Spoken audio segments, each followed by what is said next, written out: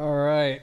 Hello, everyone. Dregn Durant here of the Yasuhiro88ch, and welcome to our continuation of Horizon Exploration. Man, it's been far too long. What has it been, like 2.5 months or something since we took our extended break for the holidays? It's been a while. It's been a long while. So we are actually going to be doing a bit of a recap, a bit of a different episode, actually. Not just a recap, but we'll also be doing some commentary with the party members. We'll be getting some of their thoughts of the campaign, seeing kind of, well, we'll see where the conversation goes. But at the end of today's episode, we're going to have a few announcements of what is going to be the future of the series on the channel, and some projects that we are hoping to kick off in 2023, which may be good or bad news depending on what your interest is in Horizon Exploration. So we'll see. But let's get the group in here. Let's see. All right, everyone here? We're here. All right. It has been a long while. Do you guys remember how to do introductions? Hi, let's try it. Looks like cue card. Let's do it. So Sam Stonewill, played by our good buddy Peter. Hi. My name is My name is Peter, playing Sam Stonewill. Yep. And then we have Maxine Beck, played by Sean. How's it going? I'm Sean. I am also Asbiel, and I'm playing Maxine Beck. I'm blue. Nice. You're blue. Cadin Lumin, played by Calvin. Okay, let me just check my cue card here real quick. You don't have key cards. What do you mean? Yeah, no, I don't. This is all scripted. Yeah. Yeah, wait, oh, it's like page 6. Introduce self. Yep, okay. My name's Calvin. I'm playing Cadin Lumin. And we got Daario Cortez, played by Sergio. Hi everybody, your resident ranger of the group, Daario Cortez, and Dragon, it's a pleasure to see you again, or at least hear from you again. Yeah. Excited to see where this one's gonna go. It's a little different, so we'll get into it here soon. We have our 5th member, Koji Akiyama, played by Corey, who unfortunately is a little maybe MIA. I don't know. Maybe he had to take a shuttle back to his family's home planet, so maybe he'll join us partway through, but he will be muted for the time being.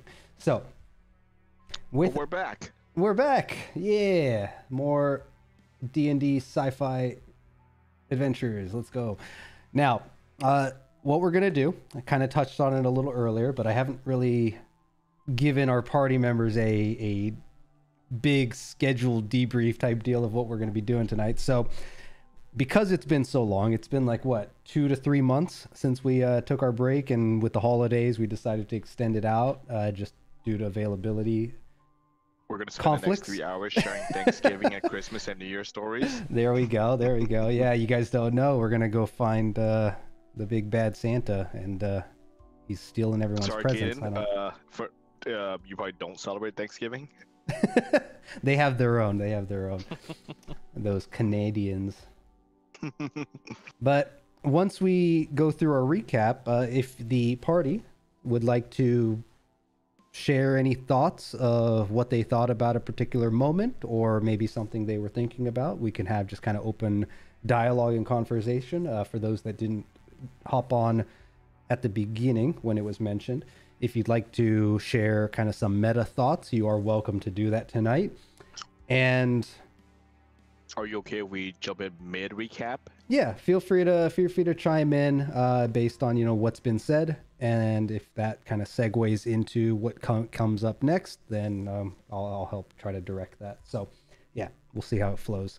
But once we conclude the recap, we're gonna touch a little bit on a couple of things that have been going on with D&D. So a few of you guys out there may be aware of this open gaming license drama that is happening with Wizards of the Coast and the community. Our campaign here, as much as it is homebrewed, it is still loosely based off of the 5th edition of Dungeons and Dragons from Wizards of the Coast. And because of the drama, I'd like to hear some of your guys' thoughts on how you feel about it, if you're aware of it. Maybe we'll even share some of what we know about it. And that'll probably lead into some of the announcements and plans that we have for coming up this year and what that means for the series on the channel. So Yeah, are we going to be doing like serpents in space or something instead? serpents in space? What does that even mean, bro? Dungeons and Dragons, serpents in space. Oh, SNS. yeah, we're gonna be doing some SNS. There you go. Get your M&Ms ready. All right, well, let's jump down here. We got our new interface, and this is our first time, right? At the beginning of the new year, we launched with some changes to the interface. So it's been updated for these campaign settings using Foundry Virtual Tabletop. So that is not the right window. There it is. That's not the right window. So here is the correct window. For whatever reason. Do you have the $8 verification blue check? Oh, please don't even get me started on the monies. Yeah, we'll talk a bit about all of that when we get to the OGL stuff. But my browser, my game, please behave. It's a little laggy for some weird reason. But we're not actually going to be playing tonight, right? We're going to do some recap. So let's actually switch over here. And if I did this correctly, let me go ahead and we'll start off with what we've done. And you know what? We're not actually playing. So just so party members can get actually they can view without the delay. Let me try sharing the window to them. Yeah, so that you could at least see what's happening as it's happening. So let me know if this changes here in a second, but we have our party, right? Hey. That worked? That worked? Awesome. So you guys look can... at those jaw lines, man. Yeah, look at that facial hair. Look at the blueness. Look at those deep piercing green eyes, is it? One of the guys looks like he smells, and one guy you just don't want to insult. Yeah, we don't know which one's Koji which. looks way less intimidating than he acts. I just realized he looks very put together, you know? It's because you're not seeing the rest of his body. Exactly, yeah. A truck of a body. I also feel like he probably doesn't talk too much when he's working. Probably not. Yeah, he probably talks with a different body part than his facial, whatever. But yeah, if I recall, wow, that kind of game, eh? If not that kind of game, but if I recall, his description explicitly said that he was built like a brick shit house. So you know. Well, it's very important you specify that correctly, because a brick shit house is a good thing. A shit brick house is not. Correct. Yes, you are. You gotta have it in the right order. You're on your toes tonight. Let's go. All right. So we're gonna go all the way back to the beginning. This is gonna be your typical waste episode of recap only. No, we'll see. In one person's point of view. One person. Yeah. There we go. Now we're gonna Pulp Fiction this up. But if you all recall, the adventure began on Boros Station, which is orbiting a planet known as Aurora Green. The party, for a variety of reasons, whether it be personal gain, maybe a certain objective that they had, maybe it was due to some personal reasons, family reasons, who knows what the reasons are, but they all had collectively gathered onto Boros Station along with many other mercenaries, adventurers, scientists who had answered the call that came from AbsCorp/Dynasty, reaching out across the stars in search for something, but promising these brave travelers a monetary reward as well as adventure. And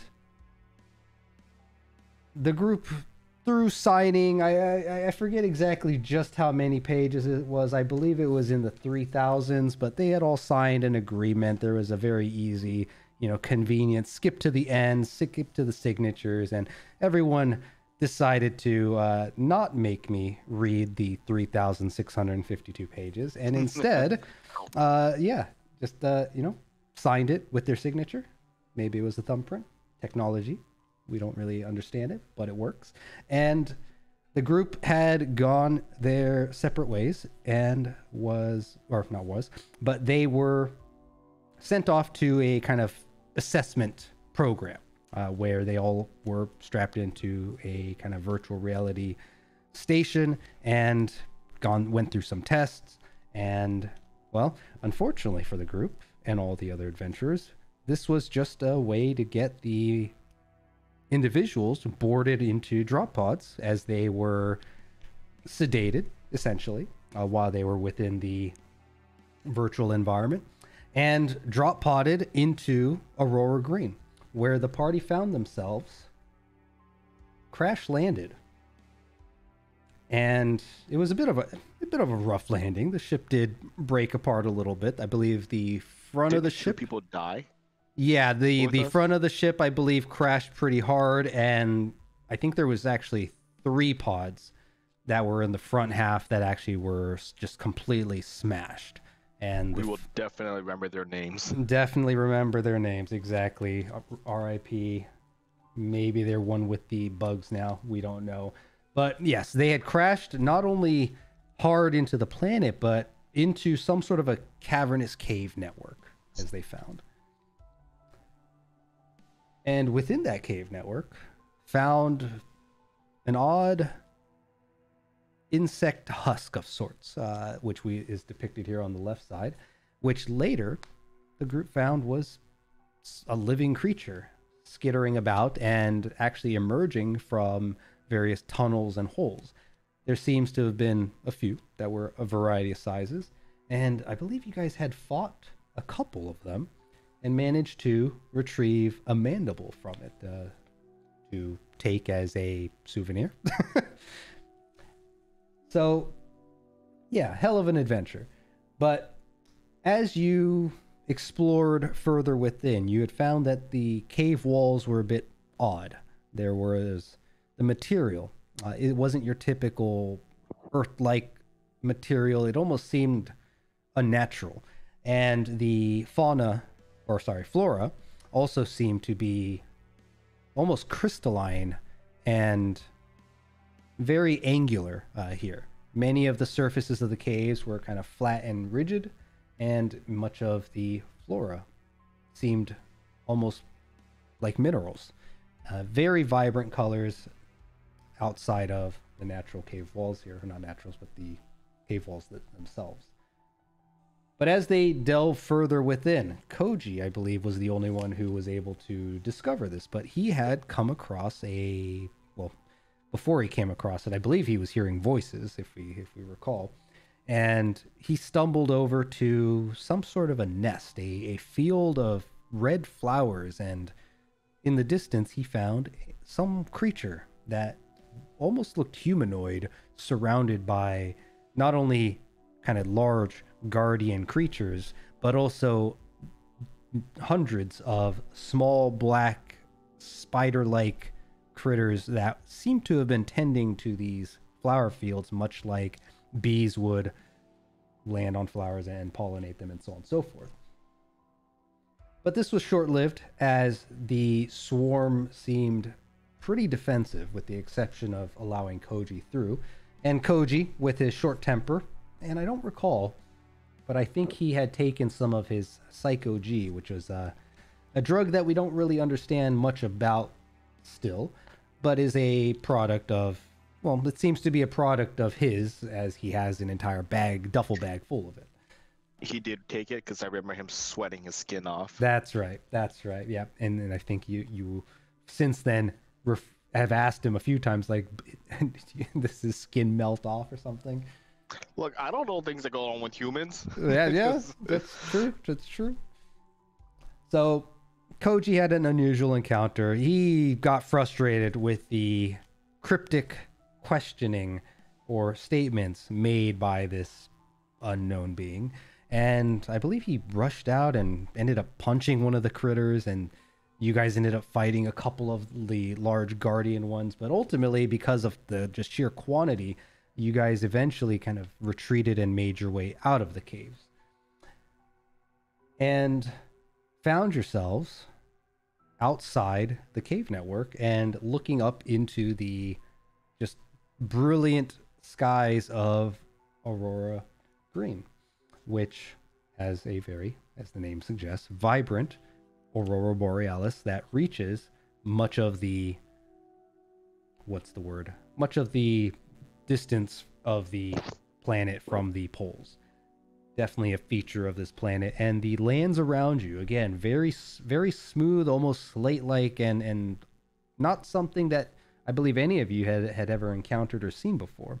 So it was quite curious. And the material itself, I believe you guys did try to break it or do something with it, and you found that it was oddly tough.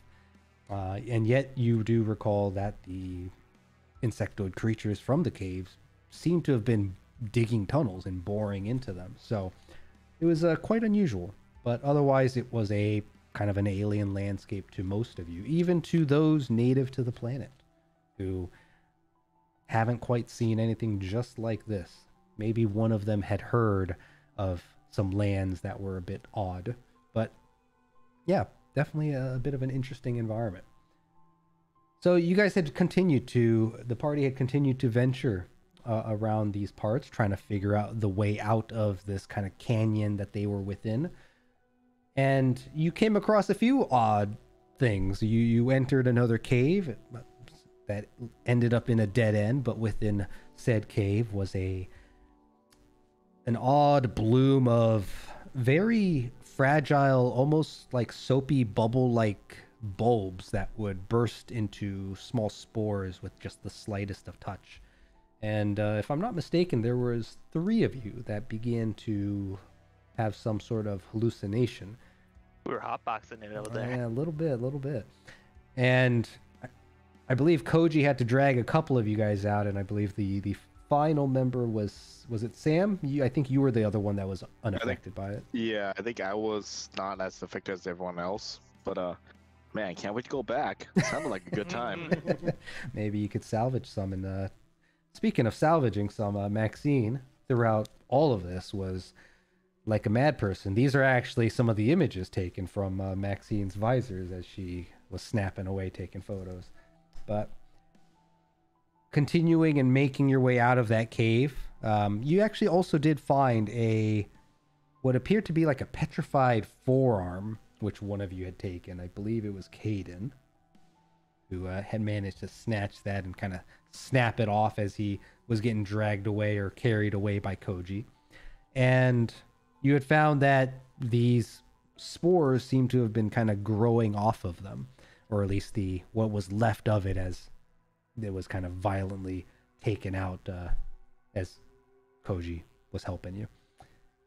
But when you continued to navigate out, you also saw that there were some critters that kind of resembled animals, but there was something definitely unnatural about them.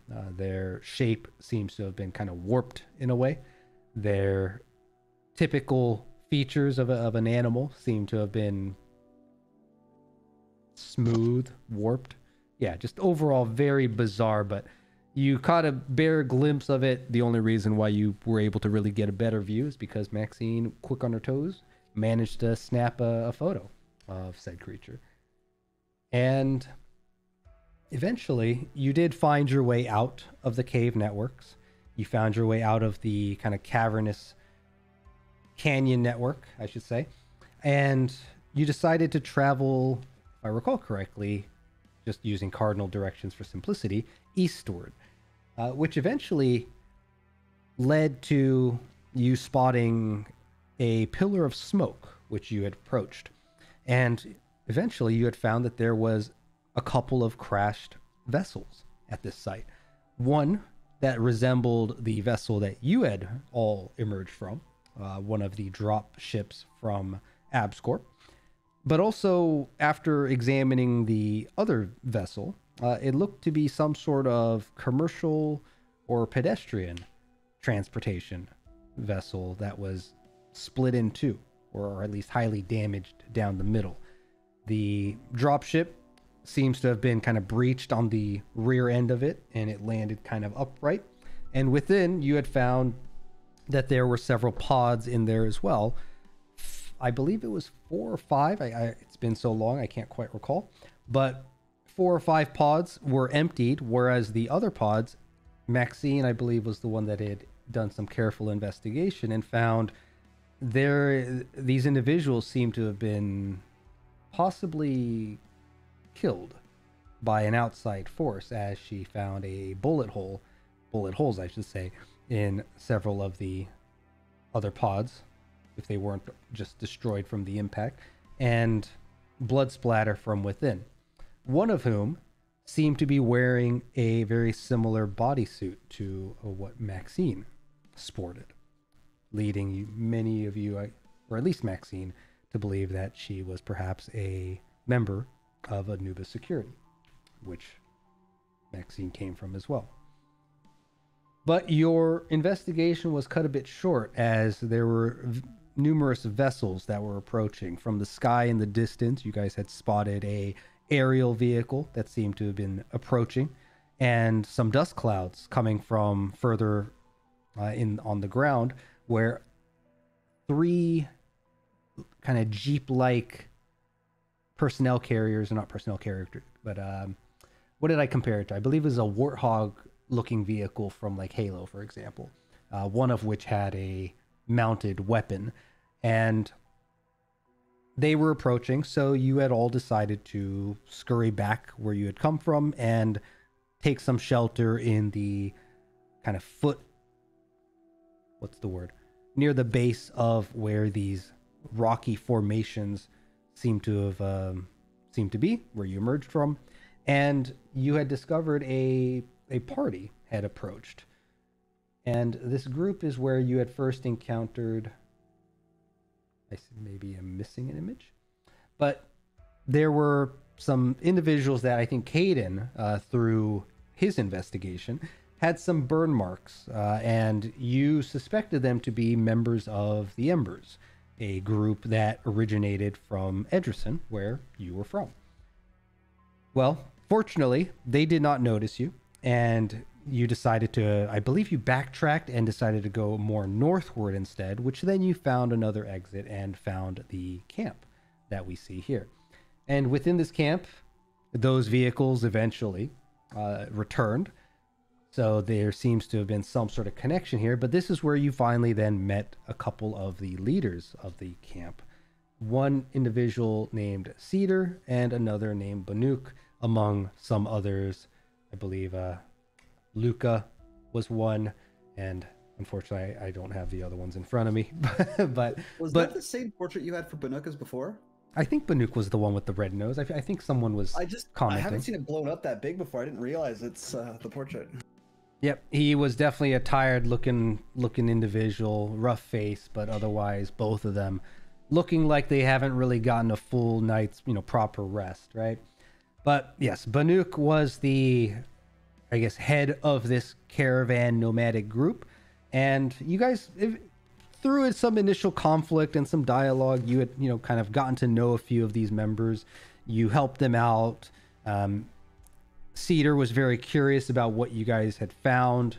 Banuk seemed adamant about his job to take this group southward towards some sort of settlement that was forming, and you guys were all very interested in getting some information, getting some resources, and maybe perhaps unsure how long you were going to stick around with these people. But overall, I would say that you guys came out of it feeling pretty good for the most part. You did get a car out of it. And, speaking of the vehicle, right? The reason why the group, though resources were scarce, especially in the form of, as a nomadic group, the vehicles were kind of their primary mode of transport. But you guys had decided to take a group back to the caves in order to perhaps, I believe it was to salvage maybe something from the shuttle that you had come from, as well as investigate the creatures that were there, because Cedar, having seen the mandible, which was temporarily given to him for entry into their camp for safety and rest, wanted to know more about these creatures, and he seemed to have some ideas about, or wanting to research them a bit further. Who knows what he was going to gain out of it. But along with some of the soldiers of the camp, you guys agreed to go back and excuse me, We definitely got the better end of that deal. He saw some bones. It was like, I want to go see where these bones came from. Yeah. We're like, yeah, we'll take it for your most scarce resource, your vehicles. Well, who knows? Who knows? Cedar definitely by the end of it, I believe, saw it fit that the mandible was unbelievably durable.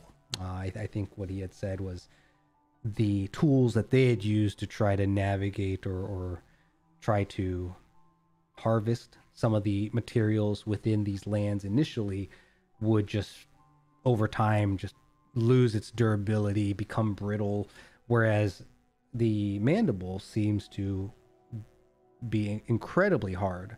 I think, I don't recall if I had made the comparison of like how the what is the word, the chitin of a insect, for example, if they were human size, would be unbelievably tough, or it's that kind of an idea. But yeah, Cedar was overly fascinated with it initially. I don't think there was an intention to give you the vehicle. That came much later. But when you had all returned to these lands and made your way back to the cave, you eventually came across some individuals who were at the cave, and one of which was keeping watch and tried to snipe you guys.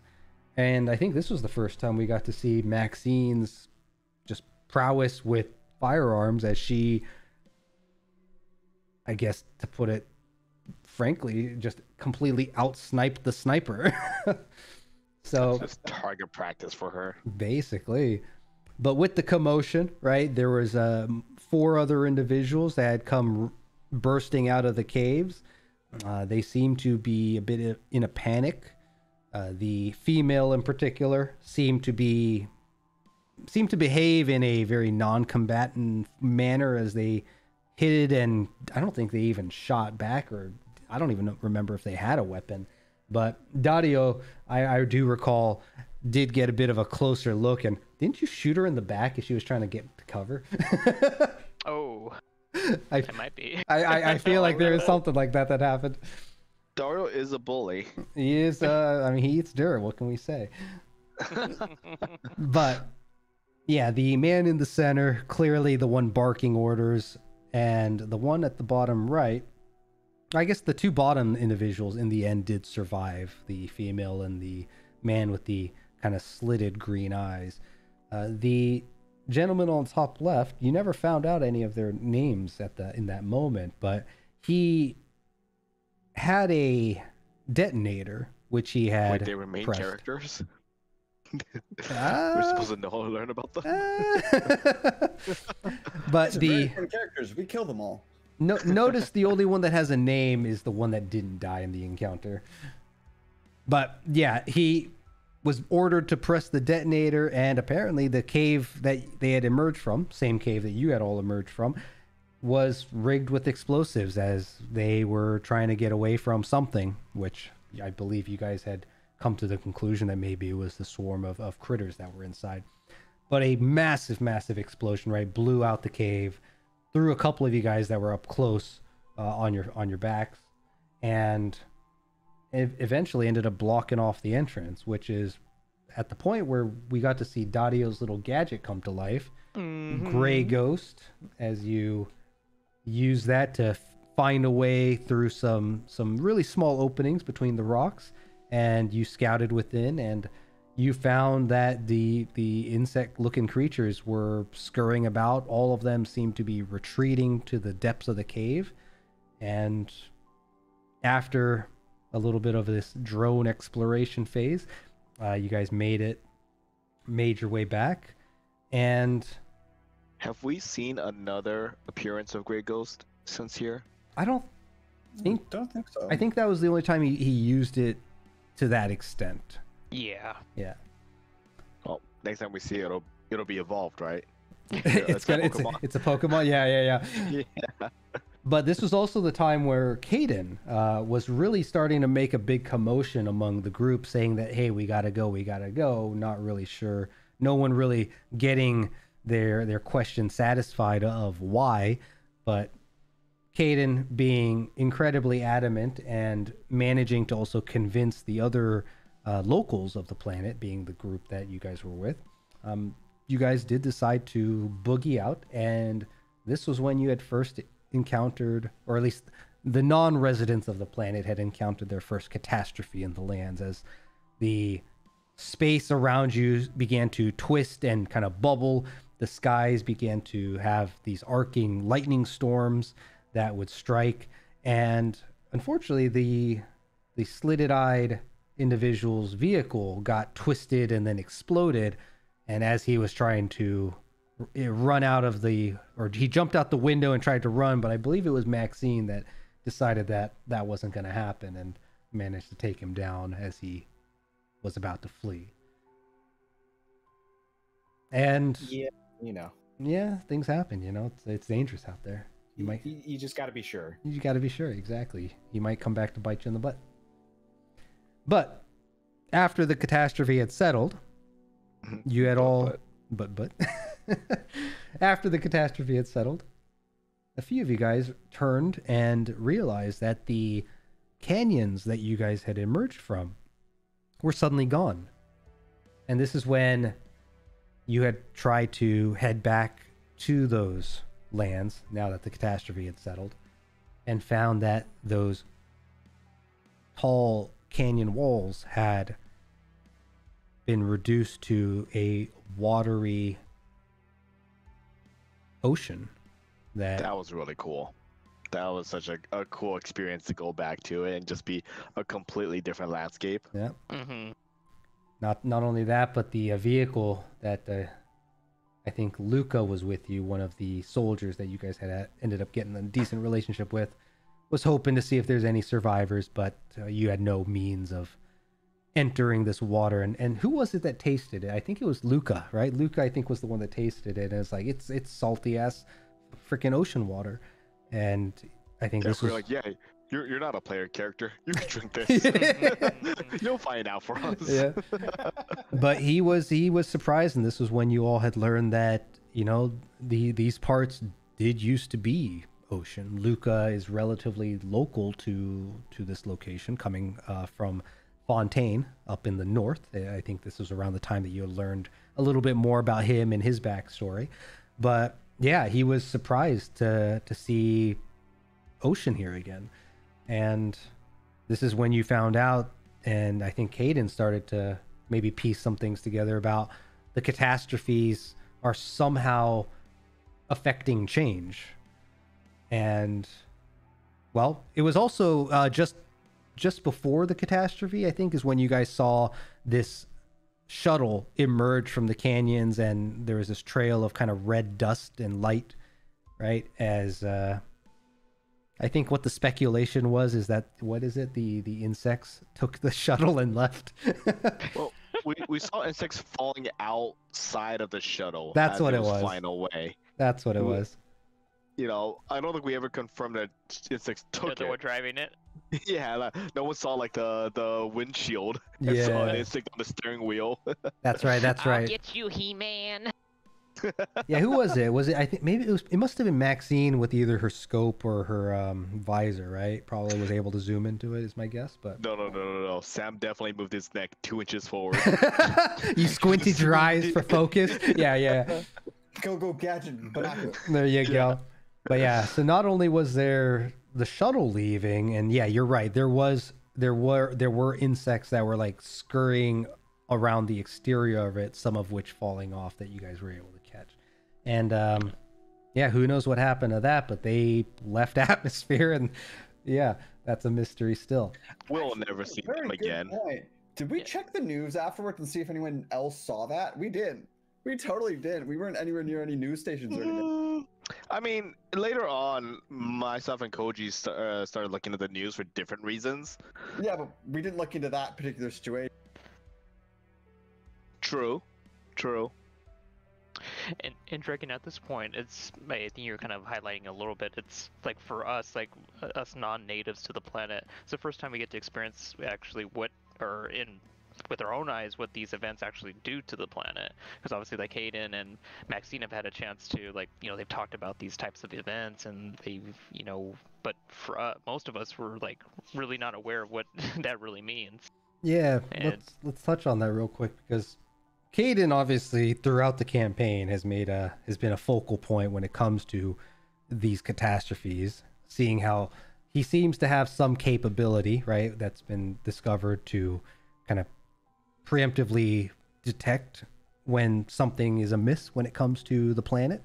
And Maxine, though a resident of the planet and aware of these catastrophes and how dangerous they can be, I want to say maybe it wasn't revealed at this time, but you guys probably got the hint as we continue the campaign that Maxine was probably in and out of the planet, right, in different locations. But Maxine, Cadin, you guys have some thoughts here? Yeah, I don't really know what to add. Like, I've been trying to hint at them, but it's a hard concept to explain because Cadin himself doesn't really understand it. That's kind of part of his goal, is to explore what this is. He's seen it before. He knows it's dangerous. He knows it's bad. He doesn't know what causes it. Yeah. Well, some of the preemptive stuff is kind of cool, just because like Banuk's group trying to measure like where it's gonna be. Like they basically have a seismograph, right? It happens, and then they realize it's happening, and then they move away from it. Whereas like your character, like Cadin, knows, okay, it's going to happen, and you can like preemptive do things about it. Mm. Yeah. I feel like saying you can do things about it is Yeah. maybe You can run away from it. Yeah. No. This is Cadin we're talking about. He can light things on fire when it happens. Yeah, speaking of which, maybe we should make that distinction too as a recap, right? Is that as far as the grand population is concerned, magic is a fantasy, fairy tale, long forgotten Magic is just unknown thing. science. Yeah. It's a fiction book about that once. So Cadin, I don't really think even understands what he's capable I'm gonna of. find out one day that he's got some anal beads that can cause all this magic shit that going on that I don't know Is this a about. chess game? Yeah. Everything can be explained by science. Everything can be explained by science. Let's go. So yeah, this was a fun one here, and I think this was probably maybe where this whole event, I would probably say, was maybe like the climax of the first kind of arc, if we want to think of it that way, or act. But yeah, after you guys saw this all happen, I mean, obviously, I don't know how many answers or questions were answered, but you definitely had more questions coming out of it. But Yeah, it was the first time we saw the scope of this catastrophe and what could happen. yeah. Like hearing it, oh yeah, it's big, it's a storm, cool. But you go and you experience it, and we, one episode we're in this cavern, we're in this cave going around. Next episode, it's like, oh shit, it's all water now. To actually manipulate the environment from what we just experienced. Yeah, that was big for us. Yeah. And actually, we'll get into the next little segment here, but you guys did. Wait, I feel Before we go on, Cadin, speaking of newscasts, I don't know if Aurora Green has any news. I don't think we've ever heard once a radio or seen a newspaper. I don't think they share the news. Shit that was showing up on, like, above Koji's planet and stuff like that. Like, we've seen the news, we just haven't like looked into the giant spaceship that was on the planet. But it's just a spaceship coming out of a planet. They're sending spaceships too. I feel like other space stations and planets would be like, whatever. Right? It doesn't, like, if you're not from this planet, if you're not in this incident, you just see a spaceship leaving a planet where planetary travel is normal. Would it be news? I guess, but Good the planet's question. a little bit isolated. Like, it's not a planet where like a lot of that shit happens. Maybe the group that's sending us down here, what is it, Dynasty? Maybe they caught it. They're like, oh, that's not one of our ships. Yeah, I could see that maybe. yeah, who It's knows? just like a 480p video of a security camera. Just Yeah, sees it's one a of those rocket flying UFO by with sightings. bugs falling off of it. Yeah, just the worst quality. What I really want to get at is we could start a news broadcast down here, guys. A podcast? We could really start the first news group down here. We've got someone with camera experience. Yeah, yeah. We've got someone who has experience expanding on that, being on camera, operating camera. Daario could just fly a drone camera. You know, we'll makeshift a little bit of Grey Ghost. There you go. Yeah, he already has a drone on him. Yeah, you could take all sorts of, aerial shots. Make it look He nice. can be the weatherman. Like, People know if he's got a bad feeling. Yeah, no. It's raining today. Waves his hand, starts raining. You know what's just in case the main character story doesn't work out and we are not the first ones to find the core, just there's a backup plan. Well, sort of very successful podcast and news station. you know what's I've noticed is a funny degree of perspective too, because Cadin, for example, or I guess any of you really, like how many of you guys watch the weather for like what's in Russia right now? The weather? No. Yeah, like you guys are like this campaign I is. watch the weather for what's going on in California. Yeah, exactly right. No, that's what I mean. It's like you look at maybe like your neighboring cities or the rough area around you, but like the opposite side of the planet. This campaign has been weird for me too, because I have to consider how the distance between like the major cities that you guys are exploring and their state, and would like you're talking about news about the shuttle, but no, like Sam makes a good point in the sense that yeah, there's shuttles dropping, a bunch of shuttles dropped recently. Who cares about one leaving? So yeah. Like, you'd probably get the one random scientist who's like, oh man, Aurora Green's got this crazy thing. I'll monitor it from like a planet away, who's like the only researcher of that field in like a galaxy. Yep. But yet Dynasty owns Boris Station, so that might be interesting. Yeah. But this was a big event. I enjoyed this little segment here. And well, when you guys returned after experiencing all of that, the one female that did survive, you didn't get her name at the time, but she stayed with the individual at the camp, and by helping the group, making sure everyone got out, with the exchange of the mandible and just the time you've spent there and going through some things with them and helping them through the combat so that no one died during the combat.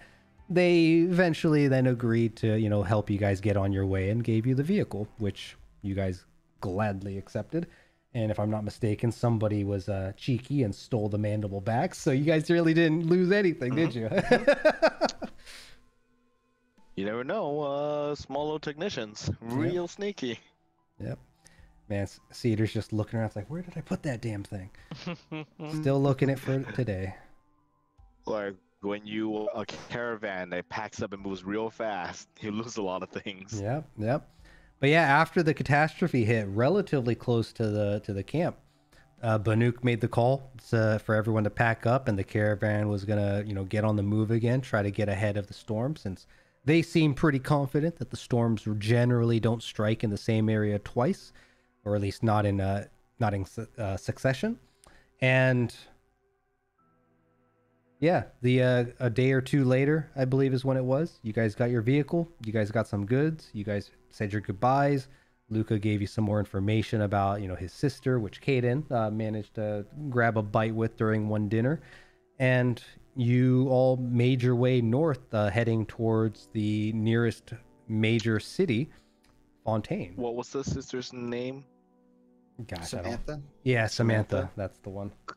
Just so I learn of a budding romance. There you go. Yeah. I mean, who?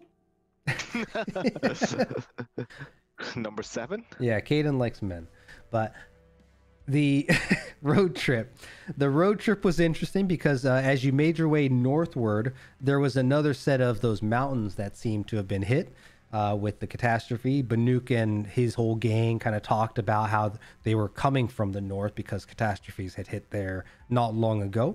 And you guys see kind of the terrain is all shifted and warped and changed here as well, looking a little different, but not anything like what you had come from.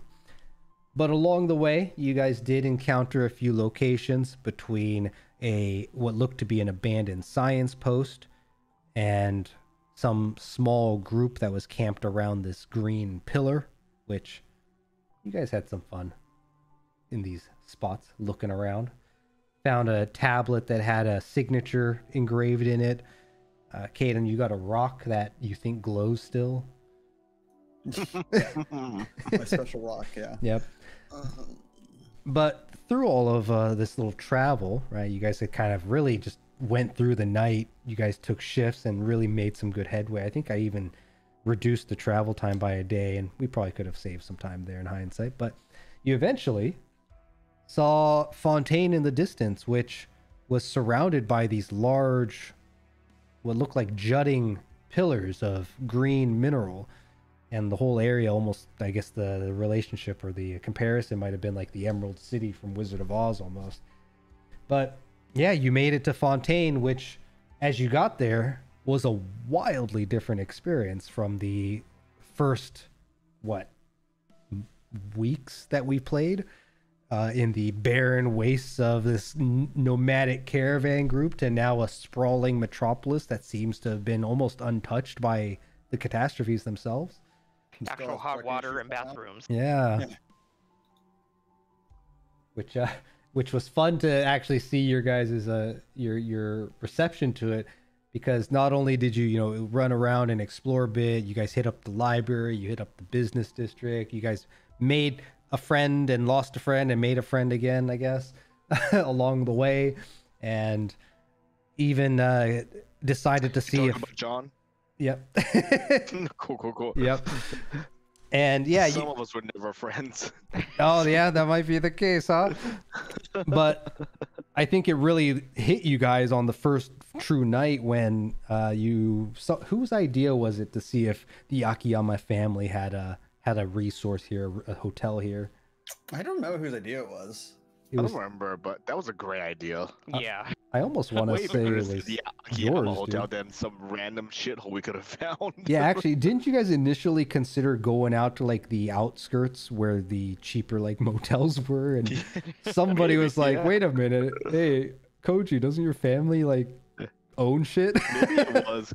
Maybe it was Corey. Maybe Corey was just like no, he didn't think about that, did he? I wish he was here. Damn, he would have known.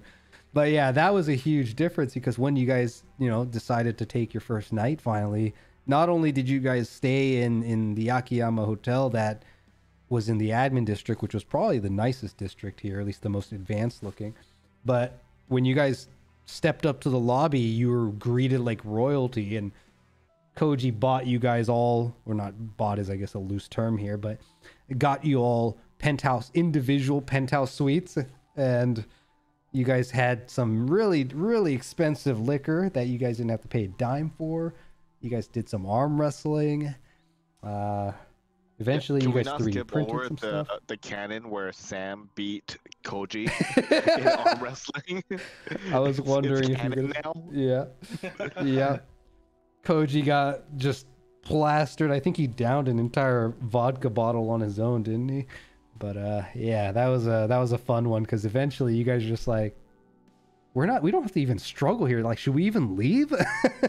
Yeah, we could have just stayed there forever. I'm pretty sure the Akiyama family could like feed and support 6 more people without any problems. Yeah, they wouldn't know. I mean, if anything, it's probably less than what Koji was spending on the daily anyways. Koji's spending's gone down. We should keep him with these random strangers. They're right. The fact that we're in like non-metropolitan areas, we're not spending Koji's money. But yeah, seeing your guys' change of attitude as you explored the city was a lot of fun, and obviously all the pedestrians that were here. It was a sprawling city. You almost wonder why the other group was leaving, but yeah. Within the library district, right, is where not only did you guys go here to meet a contact that Luca from the previous group had suggested you go try to meet with using his name, but Koji and Sam, you guys also enjoyed your first like proper fine dining, or not even fine dining, but compared to what you've been eating when it comes to like rations and scraps, proper meal. Several meals actually, but Yeah, that was a good time. And Yeah, like technicians love good meals, unlike humans who are all about avocado toast and shit. what is that? What's an avocado? Yeah, they're gone. They're It's gone. timeline. They're too expensive. But the library district, right? This is Fontaine is an interesting city because though it's a sprawling metropolis, the central, I guess, district here was a massive district of libraries.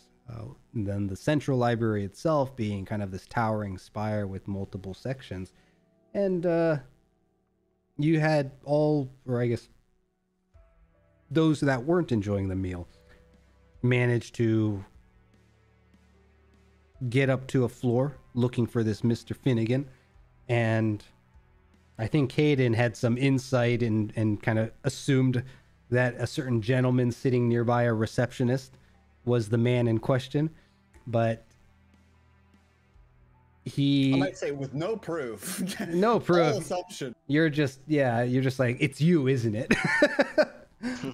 But you guys did find Jack Finnegan, which also turned out to be one of like the council members that run the entire city of Fontaine, along with several other figureheads, which you guys did meet an organization at least that backed one of them.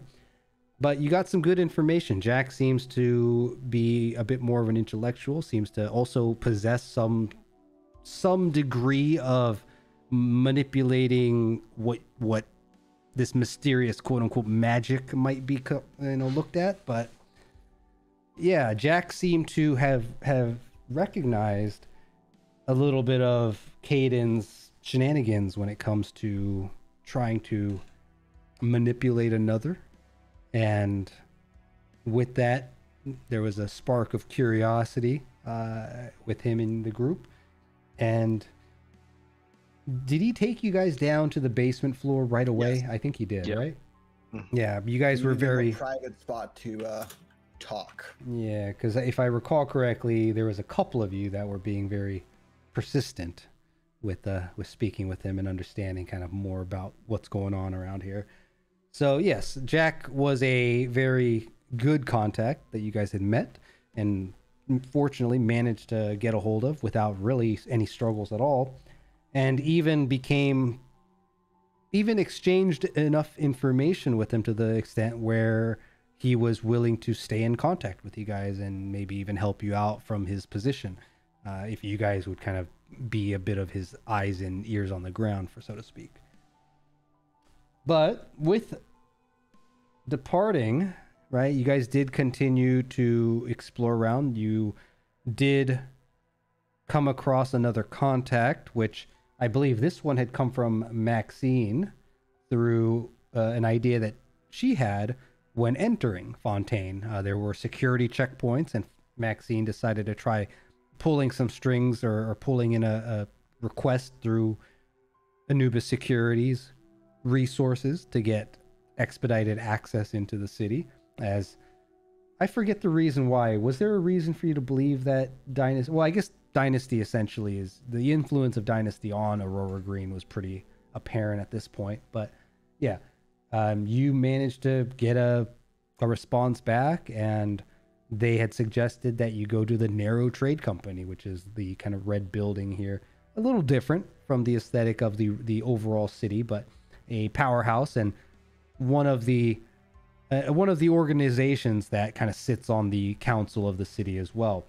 And through this group, through the Narrow Trade Company, you guys had a bit of an interesting encounter with, gosh, what was it? You went out to go get disguises.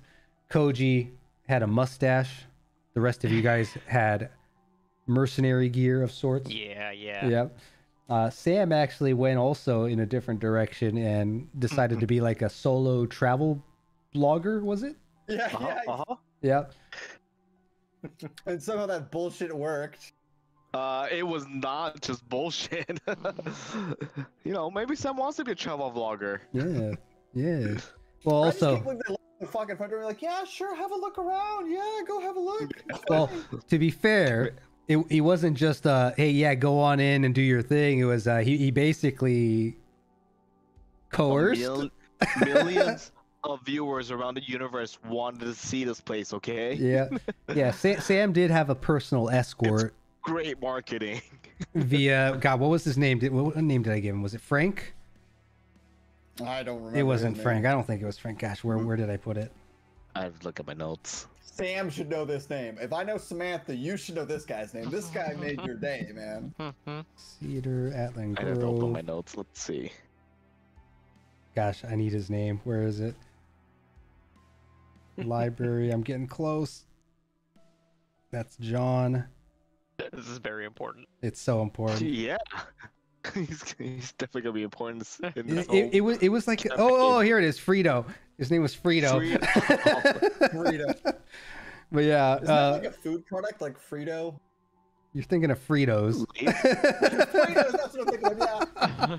But yeah, Frito was like an older gentleman, but like a guy who was like just on the cusp of retiring, and he's like been a security guard, I think I said, for like a decade, and he was just like super chill and decided to take you on and gave you the whole tour.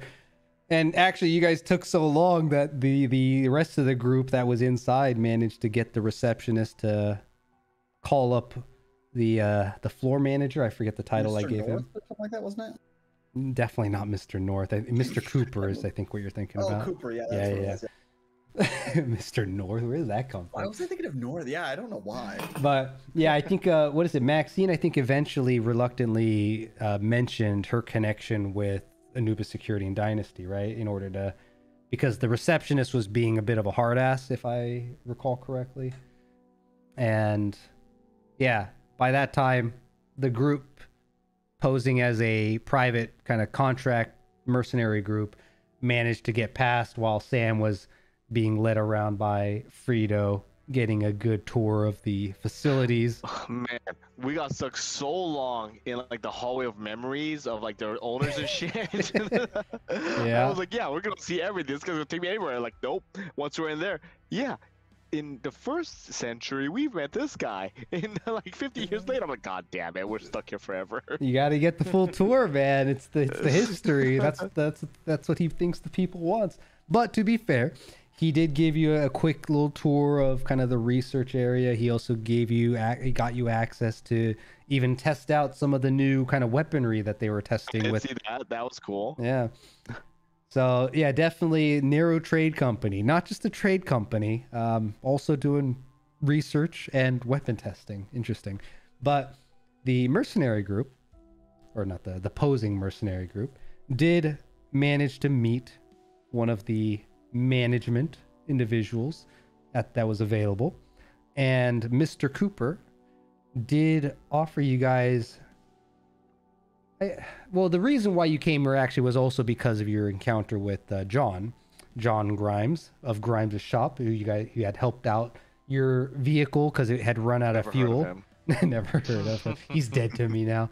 But there was a transaction, right? A conflict that they had with the Nero Trade Company, some unpaid delivery of some material, undisclosed material, and you guys, at least a couple of you guys, being the nice guys you are, decided to try to help him out, and it was a way to, make a decent contact with one of the locals who maybe had some more contacts that you could breach off of or reach from. And yeah, making it to Nero Trade Company. Mr. Cooper offered you guys a decent sum of credits in exchange for making this headache disappear. And well, I guess you guys misinterpreted that a little differently when you returned and tried to resolve the issue as simply as possible. But at the end of it all, right, you guys were in Fontaine for a good several sessions, exploring the large city, different districts, meeting a few different NPCs, right?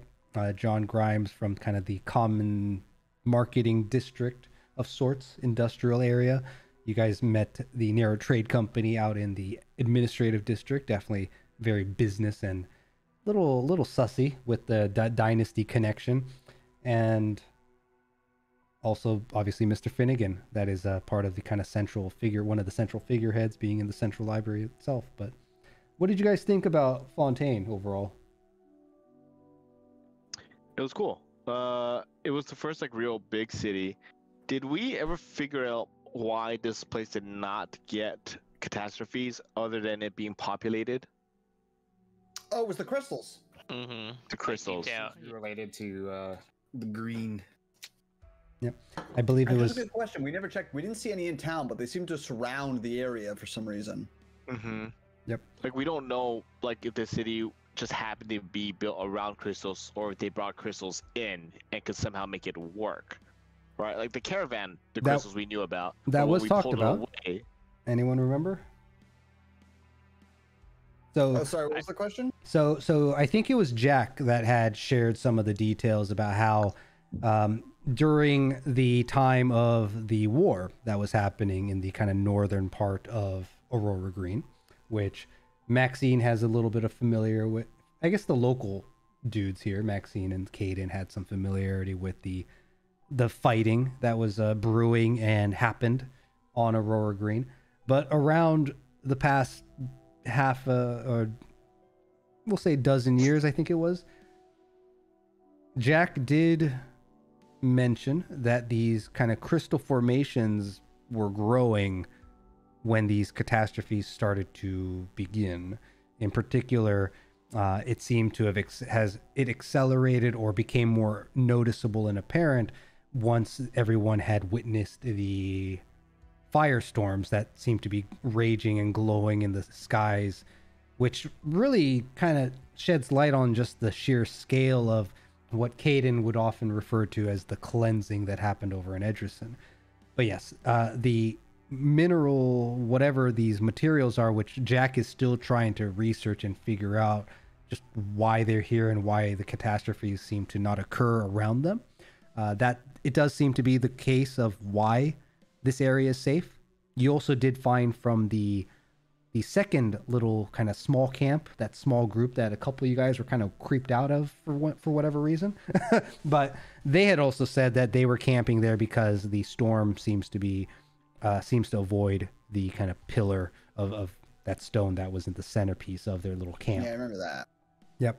So yeah, the stones weren't originally around Fontaine, but Jack did clarify that they grew and grew and grew in the past dozen years or so.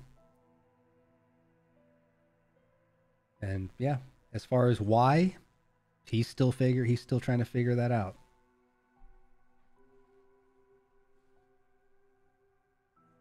All right. Well, after a good long set of sessions here, you guys did end up returning back to the Narrow Trade Company, where Mr. Cooper had another job for you guys. You took care of business the first time. He wants to see if you guys are capable of handling something a bit more serious, and had sent you guys off on intercepting a group that his resources believe holds questionable intent.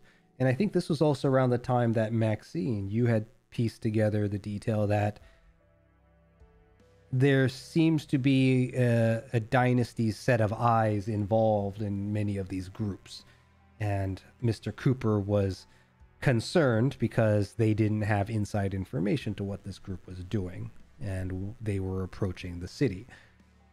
And you guys all agreed. I think there was a decent sum of credits that was being offered to go and identify who these folks were, and if they were in fact part of a drop shuttle, and what happened to the remaining members of their group, as well as what their intention was within the city and whether they were going to be a threat. And if it was determined that they were going to be a threat, maybe make it so it's not a threat. And you guys agreed, drove off, met them kind of, what did I say? It was like two-thirds of a day, half a day away from the city via car for them being on foot when you at least encountered them. Seemed like they would at least take another day to get there or so. But this is where you started to meet some other curious fellows. There was a man clearly not of human descent, which I don't think any of you guys had firsthand knowledge of just what he was, but you know aliens exist. You guys have a small technician with you guys. I guess not small is not the right word. A stout, sturdy technician. But Very muscular one. yep. Albert Gruld was a. Keep the compliments coming. What did you guys think of? What were your guys' thoughts of Albert? Albert, which one's that?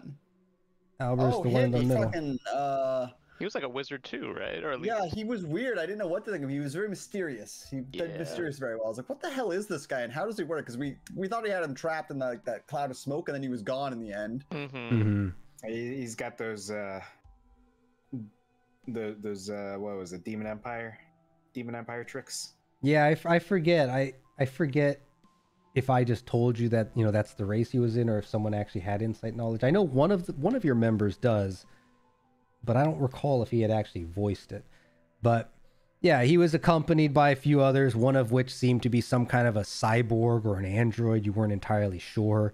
The other two seemed pretty friendly and buddy with the group. And then a female prisoner that was allegedly responsible for murdering someone important to him, the leader of this small group. And Maxine, you had tried to, you know, you guys were doing for a little while at least, a bit of a negotiation conversational dance, trying to outwit one another. But at a certain point, you took a stretch and tried to grab the prisoner and fling her your side, and I believe you were successful, and that's I believe where all what's the word I'm looking for? All bets were off. All hell broke loose. I Maxine threw her onto the ground, and Daario made sure she stayed there for the rest of the fight. Yeah, that's right. That's right. To be fair, she did shoot me. She did shoot you, which was a wild move, but also I kind of get it, almost just a little bit. Yeah. I want to shoot you sometimes. No. Fair point. Yeah, didn't you try to? Still, what was it? 3 grapples, I think. Wild strategy she had. Yeah, it was definitely a good amount of time striking that it took a while. and speaking of which, whose pistol did you get? Was it your pistol or was it someone else? No, it definitely wasn't mine. I'm not sure if she had one or she had found one. I want to say she. The bullet still hurts the same. True, fair enough. Yeah, it was salvaged from somewhere. Yeah, I'm pretty sure she swiped it off of Alex when because he was the one keeping a watch of her, and I think when Maxine threw her, it kind of threw the whole group in disarray. But no, you guys fucking handled this fight real well. I was actually a bit thrown off. Yeah, what would Koji do? One of us almost died. So... Oh yeah, who was that? Could have been anyone. Anyone could have died in this fight. Oh man. You know, it was a wild fight because having Koji's help, certainly nice. Also painful, surprisingly painful to have Koji's help in that moment. Yeah, Koji he ended up just running into the darkness that was created by Albert, and you just heard him yelling and punching and just whooshing. And man, if Koji is the equivalent of Godzilla, Jado was Mecha Godzilla, and they were having a fit in the middle of that darkness. It was good. Yeah, and I think Maxine, if you're the sniper, Derek's was actually I think he backed off and he was sniping, if I recall too. Yeah, he was hanging back, and then he tried to run and he didn't make it far. Yeah. But yeah, the party, Albert was actually... People need to stop trying to run. I actually built Albert to be able to take on at least 2 to 3 of you guys, and the way you disabled him was well done. I commanded them not to fight us, right? Yep. You told him, I think, to sit down and put your weapon and sit down. Yeah, something like that. But he basically had to sit down, and I think it took him like 1 or 2 turns to think of what to do. But yeah, there was a dark orb that you guys couldn't see within or into that erected around him. Koji was in there dealing with Jaro, which who knows if they could see each other or not. You guys were outside of it. A block line of sight to Derek, so it created like some improvised terrain in the middle too. Yeah, I thought it was a very cool fight, as much as you guys have ruined my NPC battle there. But but yeah, that was an interesting one. And although you guys managed to kill everybody except for Saraya, who was the prisoner, and Albert, which once the dark orb vanished, he seemed to have vanished with it. You guys never did figure out or stick around long enough to find out what happened or where he went or if he was even gone or not gone. You don't know. But according to Saraya, all the information that Albert and Maxine had exchanged, where Albert had claimed that Saraya killed one precious to him, and how the others were going to turn her in based on the local, to follow the local laws and take her to the nearest city for judgment. Sounded very up and up, at least in the moment, but Saraya's story was pretty much backwards, saying that Albert and his two comrades actually came to their village and basically killed anyone who didn't obey, and Derek and Alex were both somehow brainwashed, like they were part of her tribe, and well, essentially the story got very mixed at that point. And what was the thought process behind letting her go? I feel like her story felt more likely than theirs. Okay. With how things were shaken out, and Did you have more trust in her, Sean? yeah, I think more trust in her, with partially with the idea of her being local would have played into it as well. And the fact that she, saw at the very least some sense of self-preservation and didn't try to immediately kill us when she was handed a weapon. There was at least some sense that there was some logic there, even if during the fight, it was chaotic. You can forgive, maybe shooting a guy once or twice. Yeah, I mean, if I'm not mistaken, Daario, you had some reservations, right? Because I wonder why, but Hey, it's a shot between friends, I guess. But yeah, what was it? Under more ideal circumstances, I think would have maybe seen what could be done to more thoroughly resolve that situation, but didn't want to. Felt like we had places to be. Mm-hmm. Yep. So you let her go on her way. You gave her a weapon to keep herself safe. You also gave her the spare Omni device that was granted to you by Mr. Finnegan, so that she actually was able to contact you guys. And yeah, Jack and I think Saraya also did contact you guys at some point with some information, or no, Jack had reached out to the device, which she now had, and she was kind enough to forward it to you guys, is what had happened.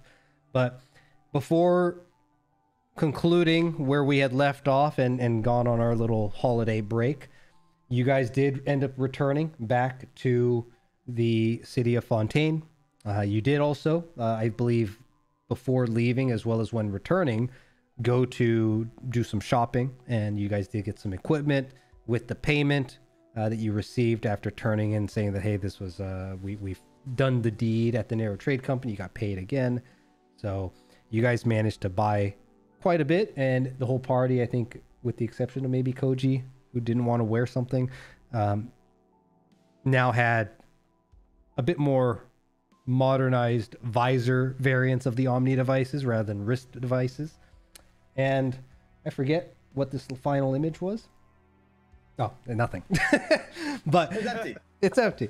But yeah, that's We're gonna talk about the deep, endless void that is the future. the future. But yes, so that kind of concluded your time in Fontaine. I think you all collectively agree that, hey, you know, we should probably try to get back to finding this thing that we were sent here to look for from, you know, with the Dynasty dudes before anyone else finds it. And also I think you guys didn't want to overstay your welcome because the narrow trade companies seem to have been getting kind of comfortable having you guys go run errands for them. And you at least have, you know, made friends again with Grimes after Sam tried to bonk his assistant, as well as you have contacts with Mr. Finnegan and contacts with now Saraya, who is kind of on her own trying to get back to her tribe to see, you know, what happened and put people to rest and whatnot. But yeah, the group decided to head out to Edgerson, and as the truck rolled off into the, you know, distance is where we kind of wrap things up before going on holiday. So did I forget anything, you guys? No, I think you good got recap. it. Yeah, good recap. Cool. So let's how about we take a quick little couple minute break here to, now that it's been almost 50 minutes. Sounds good. Sounds good. All right. Give us a couple minutes, guys, and we'll be back to talk a little bit about what's going on with the whole Dungeons and Dragons 5th edition, the open gaming license, as well as what we're going to do about it on this channel and how we're going to continue this campaign, or at least perhaps the series. And yeah, we'll talk about that when we get back. So we'll see everyone back in a couple minutes. See y'all guys soon.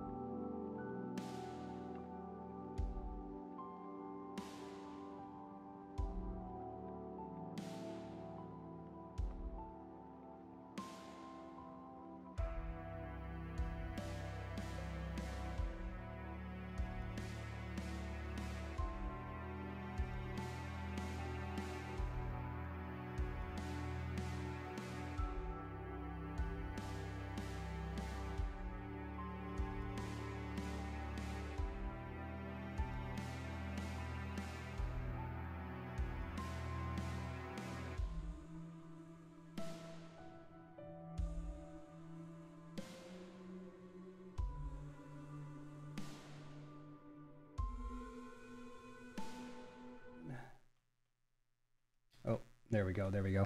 All right, cool. We are back. Welcome back, everybody. Thanks for tuning in. We are again on episode 24, which technically, because we had to split a couple episodes into 0.5s because they were taking too long, we've actually done 26 episodes. This is our 26th episode.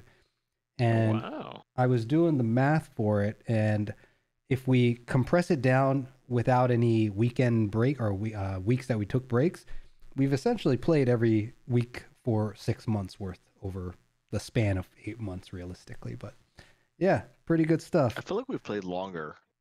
Well, so with the breaks, yeah, it was more like 8 to 10 months is the span, but we had to take a few breaks in between for availability reasons, right? Some of these games drain more of my life than they should. Well, I mean, hell, we're at least helping Maxine get her paces, walk hours in a day, so Yeah. that's always a good thing. But yeah, so what are we going to be doing now? And my audio is not playing for some reason. I must have had like an internet blip or something. There we go. All right, so on the next little bit here, we're going to touch real quick on, we're not going to beat a dead horse too badly because the internet's already up in arms. Wait. I mean, yeah, that's probably a good idea. Yeah. So for a little backstory for those unfamiliar, D&D is what this campaign is loosely based off of, right? 5th edition in particular, made by Wizards of the Coast, owned by Hasbro. Say what? D and who? D&D? D&D. Dungeons. Never heard of Dungeons. Oh, yeah? Okay. That's an S, right? But okay? Yeah, SNS. That's Oh, where I'm coming from. okay. Yeah, space and, what was it? Skittles in space? What did you say? But anyways, so there were some leaks about their gaming license, which for the longest time was very flexible, very, kind of community advocating kind of growth of the community, and allowing people to kind of expand on it, letting organizations create variants to monetize themselves. But what we found, and it doesn't surprise me if you've been watching my channel, it may not even be Hasbro. It's probably just, Wizard of the Coast is a large organization now. Whether Hasbro has a finger or a hand in the cookie jar here is a question mark. They probably may, but essentially, I mean, no one can deny the amount of monetization D&D has gotten in the last 5 years, right? Oh, absolutely, right. So again, so for those that don't know, there was a open gaming license. Again, very flexible, very community oriented, or at least whether intentional or not, it was very open for people to build and expand and appreciate and enjoy the hobby, right? But as we all know how business is these days, it's all about growth and numbers and getting to become a 1 billion business, because a million's not enough for them anymore. And well, there's the leaks that came out that essentially are now looking to stamp out any form of prospect competition, as well as improve monetization potential for Dungeons and Dragons, which is bizarre to me, because the argument they're making from the business side is that it's severely under monetized, which, if you want to be cynical about it, it's true. You could be making so much more money off of this brand. But yeah, I mean, they basically sell the IP and they sell books, right? Right. And then people off of Twitch, off of YouTube, off of whatever they do, create free much advertising.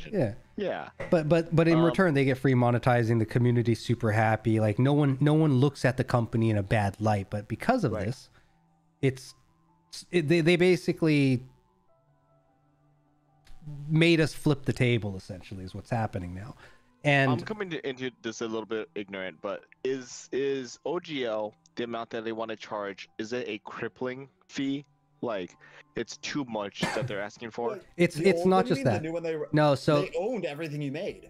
So here's the deal. So what they're looking to change it is to make it a bit more restrictive in the form of how it's being interpreted, right? So essentially what it boils down to from the legal kind of business avenue is that it's becoming very corporatized, and the bottom line that they're looking for is to become a $1 billion business and to monetize it greater, because I'm sure their investors, whether that comes from the Hasbro side or not, is irrelevant.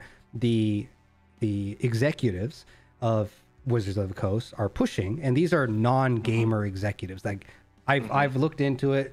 Some of them don't even look at D&D as a hobby. They look at D&D players as resources, right? That they can monetize. This is Wizards of the Coast. Wizards of the Coast explicitly. Hasbro's actually kind of not saying a whole lot because they probably don't want the bad press because they see how bad the press is right now about it. But I would be willing to bet a Hasbro executive has their finger in here somewhere. But that aside, the previous OGL, the open game license, was again very flexible. The community could thrive through it using the kind of base property that that Wizards has created, right? This kind of world and system that has been created. What the new models are essentially directing towards is to say the ability for third parties to leverage this brand in any capacity now has to be monetized through them, is kind of what the legal grounds that they're building here. So it's basically killing all third-party independent creativity around this overarching community and hobby of Dungeons and Dragons 5th edition, and to maybe a certain degree a D20 system, because I believe D20 as a system was originally came from Dungeons and Dragons as well, right?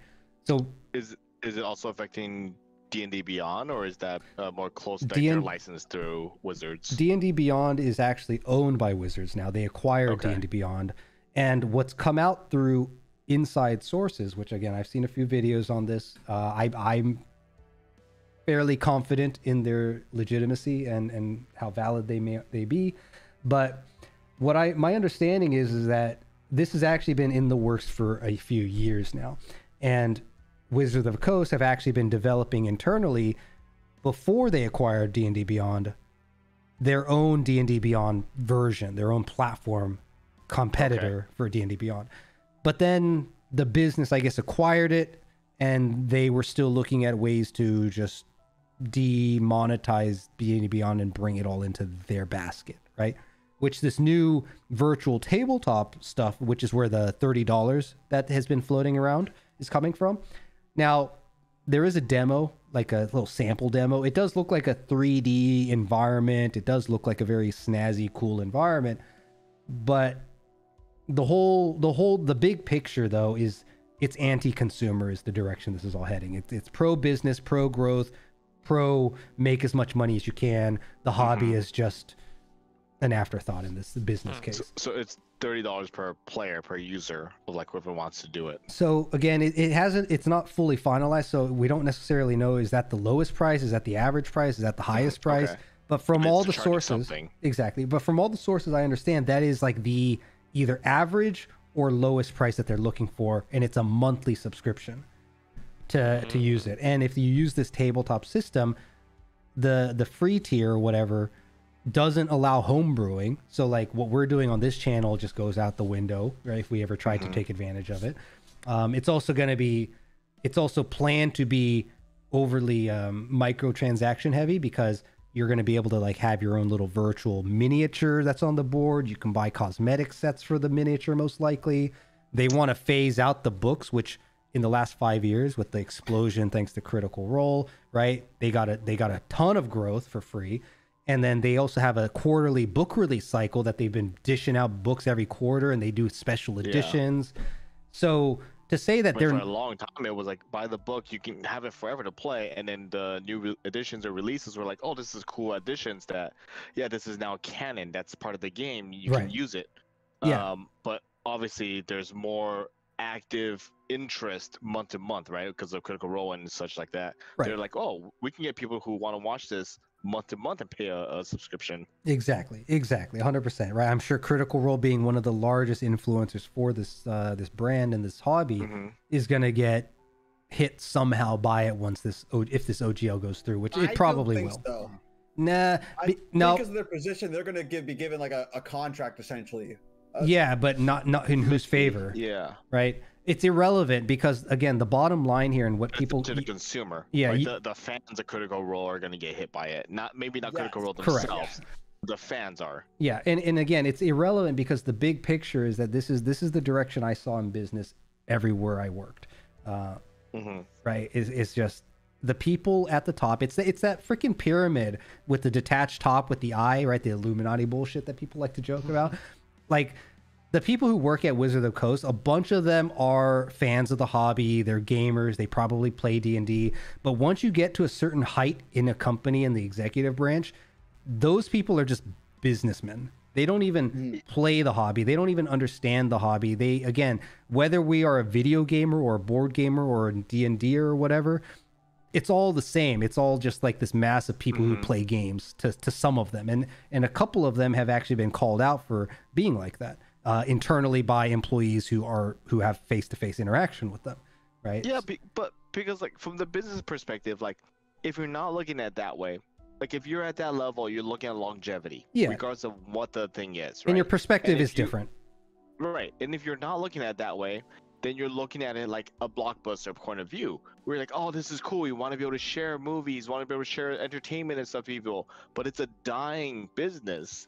And it's like, okay, cool. Maybe you have it for 20 years, but you can't keep it forever. Right. But again, that is true, right? So again, I get the business side of it, which is why it's frustrating, because I don't like the way business has evolved personally.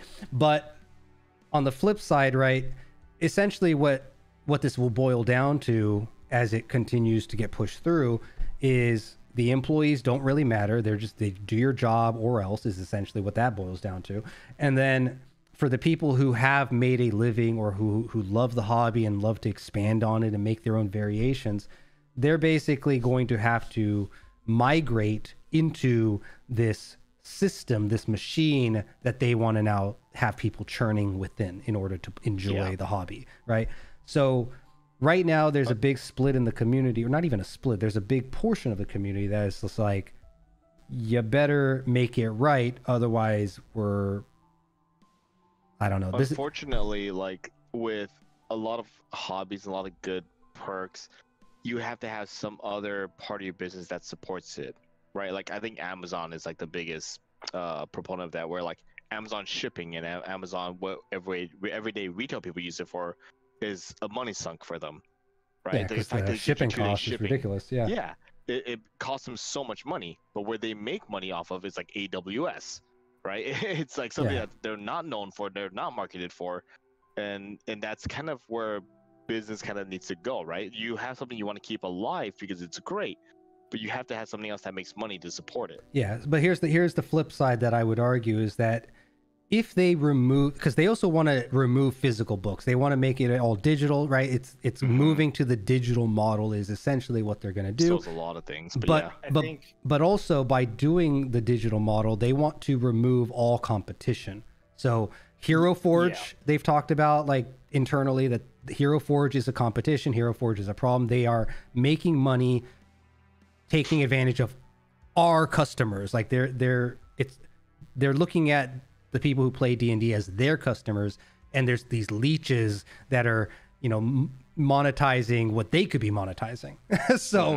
So Hero Forge, right, which Sean, who plays Maxine, knows a lot about, might be in trouble in the near future. Foundry Virtual Tabletop simulators that can address D&D style gaming. If it's in any public or monetized form, the new OGL might say, hey, you got to either license it through us or we're going to come after you, type of a deal might happen, because they want to release their internal competitor to all those systems, being their virtual tabletop, which is it's going to happen. They've already built it, or at least it's being built, right? It may not be as good as Hero Forge, but it's something similar where they're like, hey, this is at least ours. Yeah.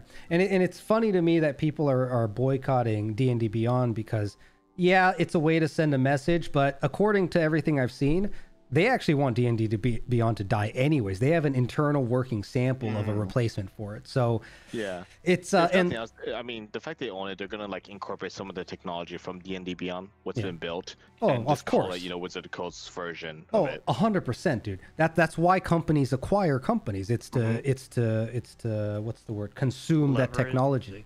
Yeah. Yeah. But here's the other thing too. If they want to remove the physical side, like there's a core misunderstanding of the hobbyist here, because D&D hobbyists a lot of them are collectors as well. So the idea that they're going to remove the physical books and make it digital only, and also like speed up the release cycle in digital format, doesn't fully make sense to me, because like people will buy a $50 book every quarter. Yeah. But now they want $30 for their virtual tabletop and microtransactions on top of that, which is again mind-blowing to me, because they've already made so much more money, I believe, today. Like Magic isn't doing as great, Hasbro isn't doing as great, but D&D blew up, right? I can't imagine they're in a position where like, hey, D&D's not making any money for us right now. It's like, bro, you're selling more books than I've ever seen. If Wizards ever figures out how to get money off the resale, and whether that's the NFT market or whatever, but like that's where they would make like all their money back on Magic. That they're involved in as well, even though in their OGL they call out other people making NFTs off of D&D stuff. It's like, again, it's like they're making the money that we could be making. Yeah. But then they call it out like they're like, oh, we're gonna stop those NFTs being made, you know? It's like, but you're there right? though. So anyways, this is the problem with business though, right? Like once you get to a certain height, your perspective is just, how can we manipulate the market? How can we consume? How can we drive market share, right? And they're at that, they've grown to the point where they want to push past $1 billion revenue annual. So, because they're close, I think, what is it? They're like up in the 800,000s or something. So, now, is any of this actually enforceable in the near future, or is it like, oh, they can't actually stop us from doing it? I mean, if it's private, like you can't really stop them. But if it's public, there's the gaming license is essentially building the legal grounds for them to be able to, right? And that's, I think, one of the issues people have with it. And the big ones are going to probably get contested, right? They're going to be like, hey, let me try probing these guys and see if they'll back down and disappear, right? So yeah, now they have a lot more to lose, that they're going to like at least try to fight it or give up. Like when you're a small fish, like them coming after you, like, oh, I'll just stay anonymous, it doesn't matter. Like, because if I lose, you know, like 20 grand a month or 20 grand a year, 20 grand a year, like it's fine.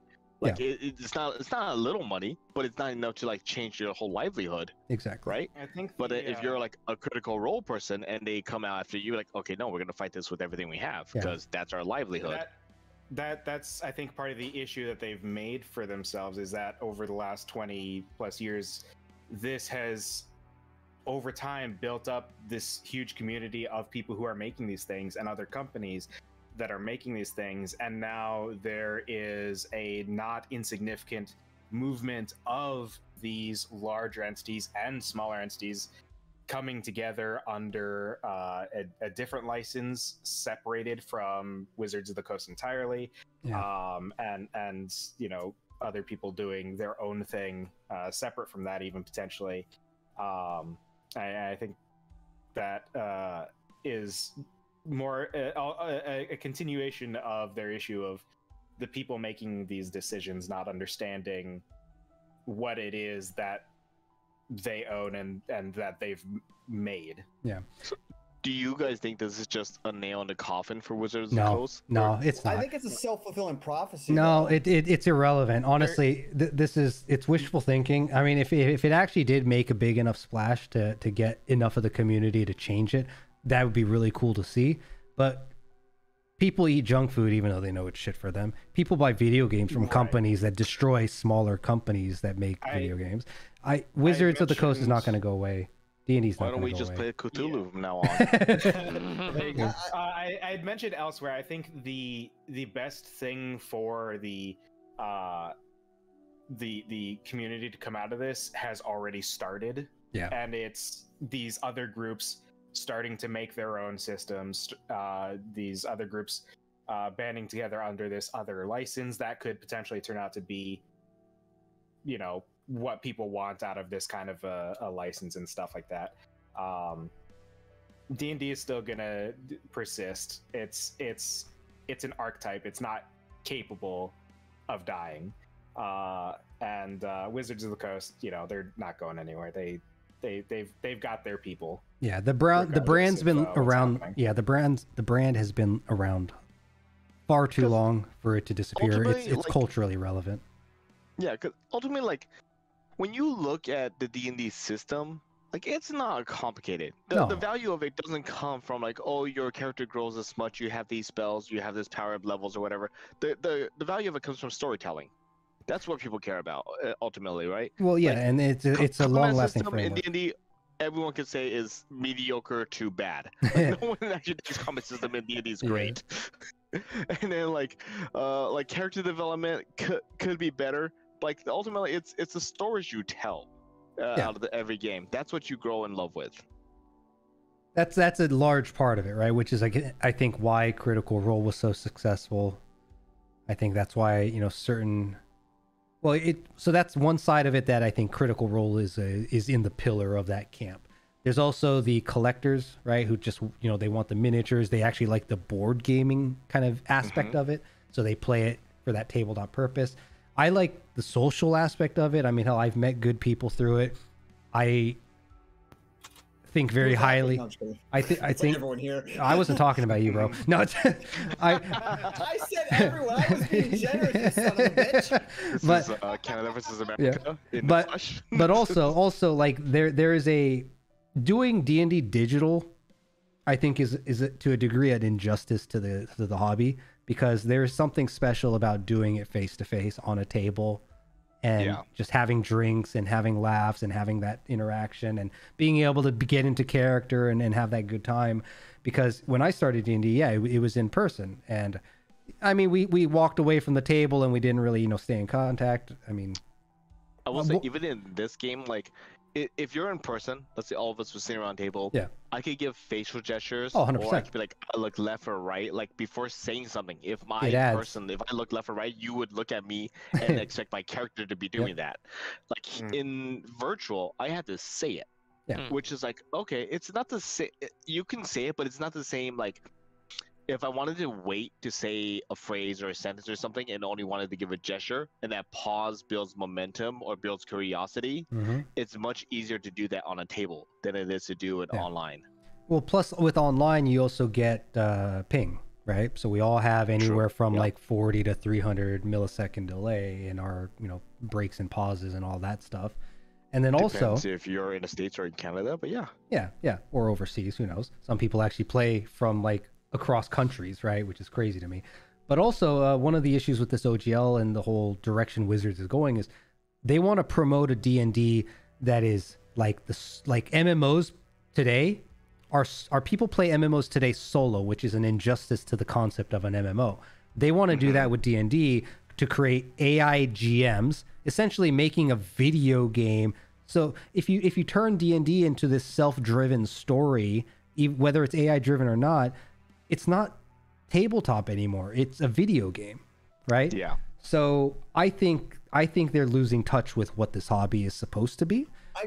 Another thing on that too is I think that the stories and stuff you're looking to get told would get lost, because like an AI can do an infinite amount of things. No, I already that art and that creativity of a DM doing this specific, very crafted story that has a purpose or an intent behind it, or something, right? Whereas the AI can throw out a million random combinations and maybe it will be good. Not even that. It's not smart enough. It doesn't have the memory capacity. I talked about this with Sean on our last Exploring AI. He was on as a guest, and we went a little deep into actually no, it wasn't even then too. It was also AI. I never watched any of your streams. Yeah, thanks, buddy. No, so exploring AI is a little mini series I'm doing in January where I go through different AI tools. So I've done ChatGPT, I've done Midjourney, I've done some text or image to music generators. We had Sean here on as a guest to talk about it and play with some concepts.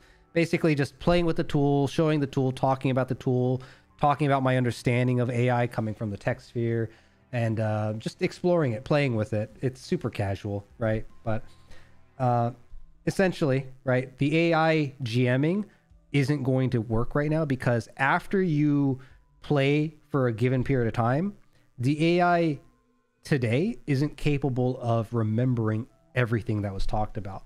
It will start creating like segmented looping conversations, and you'd have to like try to break it out of it. So because of that limitation today with text-based AI, which text GM will probably do the exact same fucking thing, it's not there yet with the capability to remember the entirety of the story. Like today's recap episode, the AI probably couldn't do that, right? Yeah. So I strongly believe, and my tech experience is going to tell me, and my playing with AI is going to tell me that if they move forward with this AI stuff, it's not going to be ready for at least another 2 years, at least. And even if they do release it, it's going to be heavily scripted to the point where it may as well just be a video game, right? So we'll see what happens. But they're also, so they're trying to make it so the GM could be the AI, but they also want to make it so that you could play D&D solo. So like you can just be a player. I just want to jump into a game and play. Everything else could be bots. It's like, again, that's called a video game. So you're playing like a Baldur's Gate kind of thing. Right, yeah.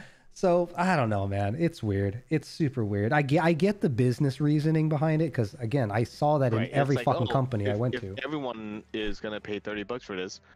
Or if like one person is going to pay $30, then 4 people can play. Why don't we have everyone pay $30 and play? Kind of thing, right? Yeah, and that's one of the things I appreciate about like Foundry, where it's just like, hey, it's a one-time platform cost, and then you just, the community supports it because it has all these, community-built elements. Sean, what was that thing that you had? Oh yeah, what was that thing that you had where it's like as long as one person pays, anyone can use it? What was that? Was that Foundry? There was something else. As far as virtual tabletops go, yeah, the DM gets the license for the software, and then everyone else can just join in. I guess Roll20 still has it's a subscription model on Roll20 too, but as long as the GM is a paying customer, they can invite free players too, right? With Roll20, you don't even need that, but a GM is serving themselves best if they want to use like more resources and imports, resources and stuff. So but if you were doing a completely theater of the mind game, you could get away with completely free Roll20. But my big argument here is that, like, if I could sell you a pen for $100 and people will buy that pen, why wouldn't I sell it for $100? Right? That's what the business mentality is.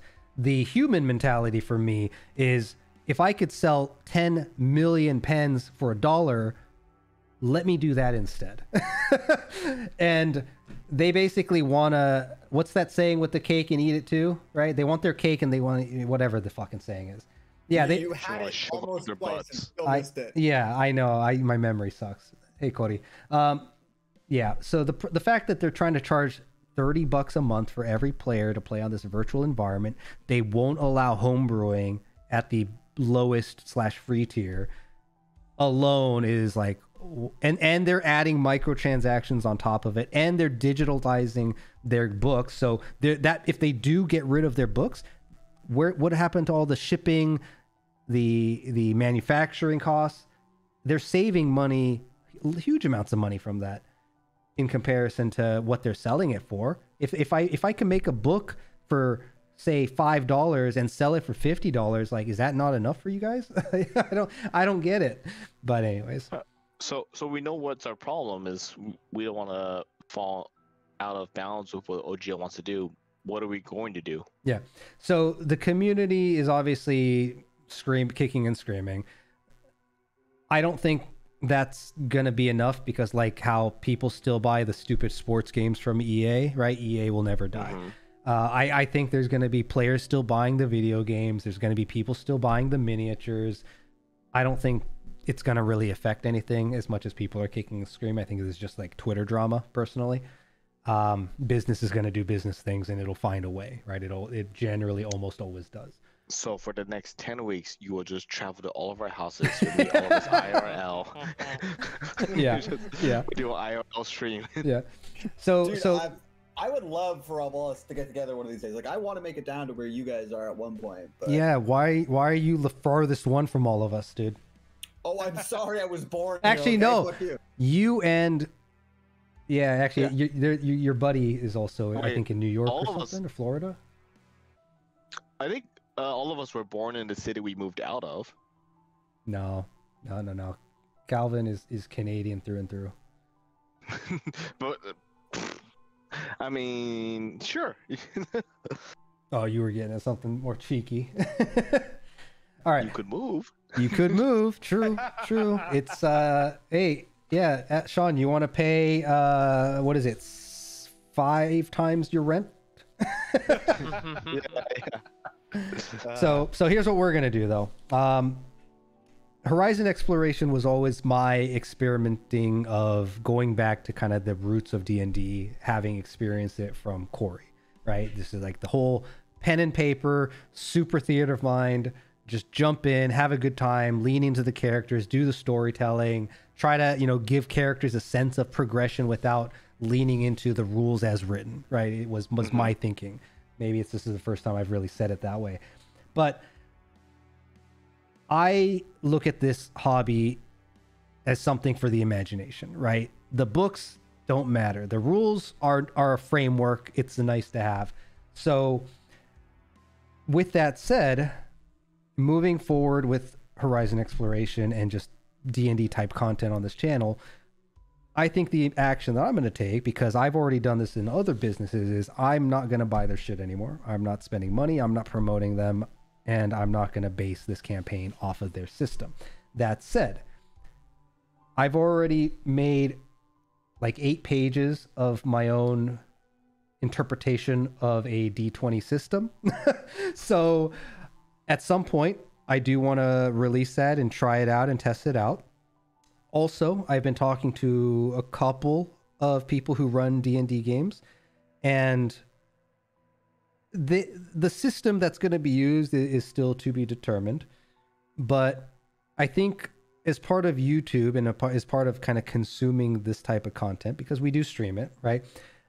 I think the format, rather than just a long form, indefinite, open world, as much as that is fun, and I enjoy it, and I have enjoyed it, I think what would be more flexible, and especially for, you know, the players who, you know, with 5 people here, 6 including me, we all have schedules, right? That we all have rotating things going on. There are some weekends you're available. There's some weekends that people aren't.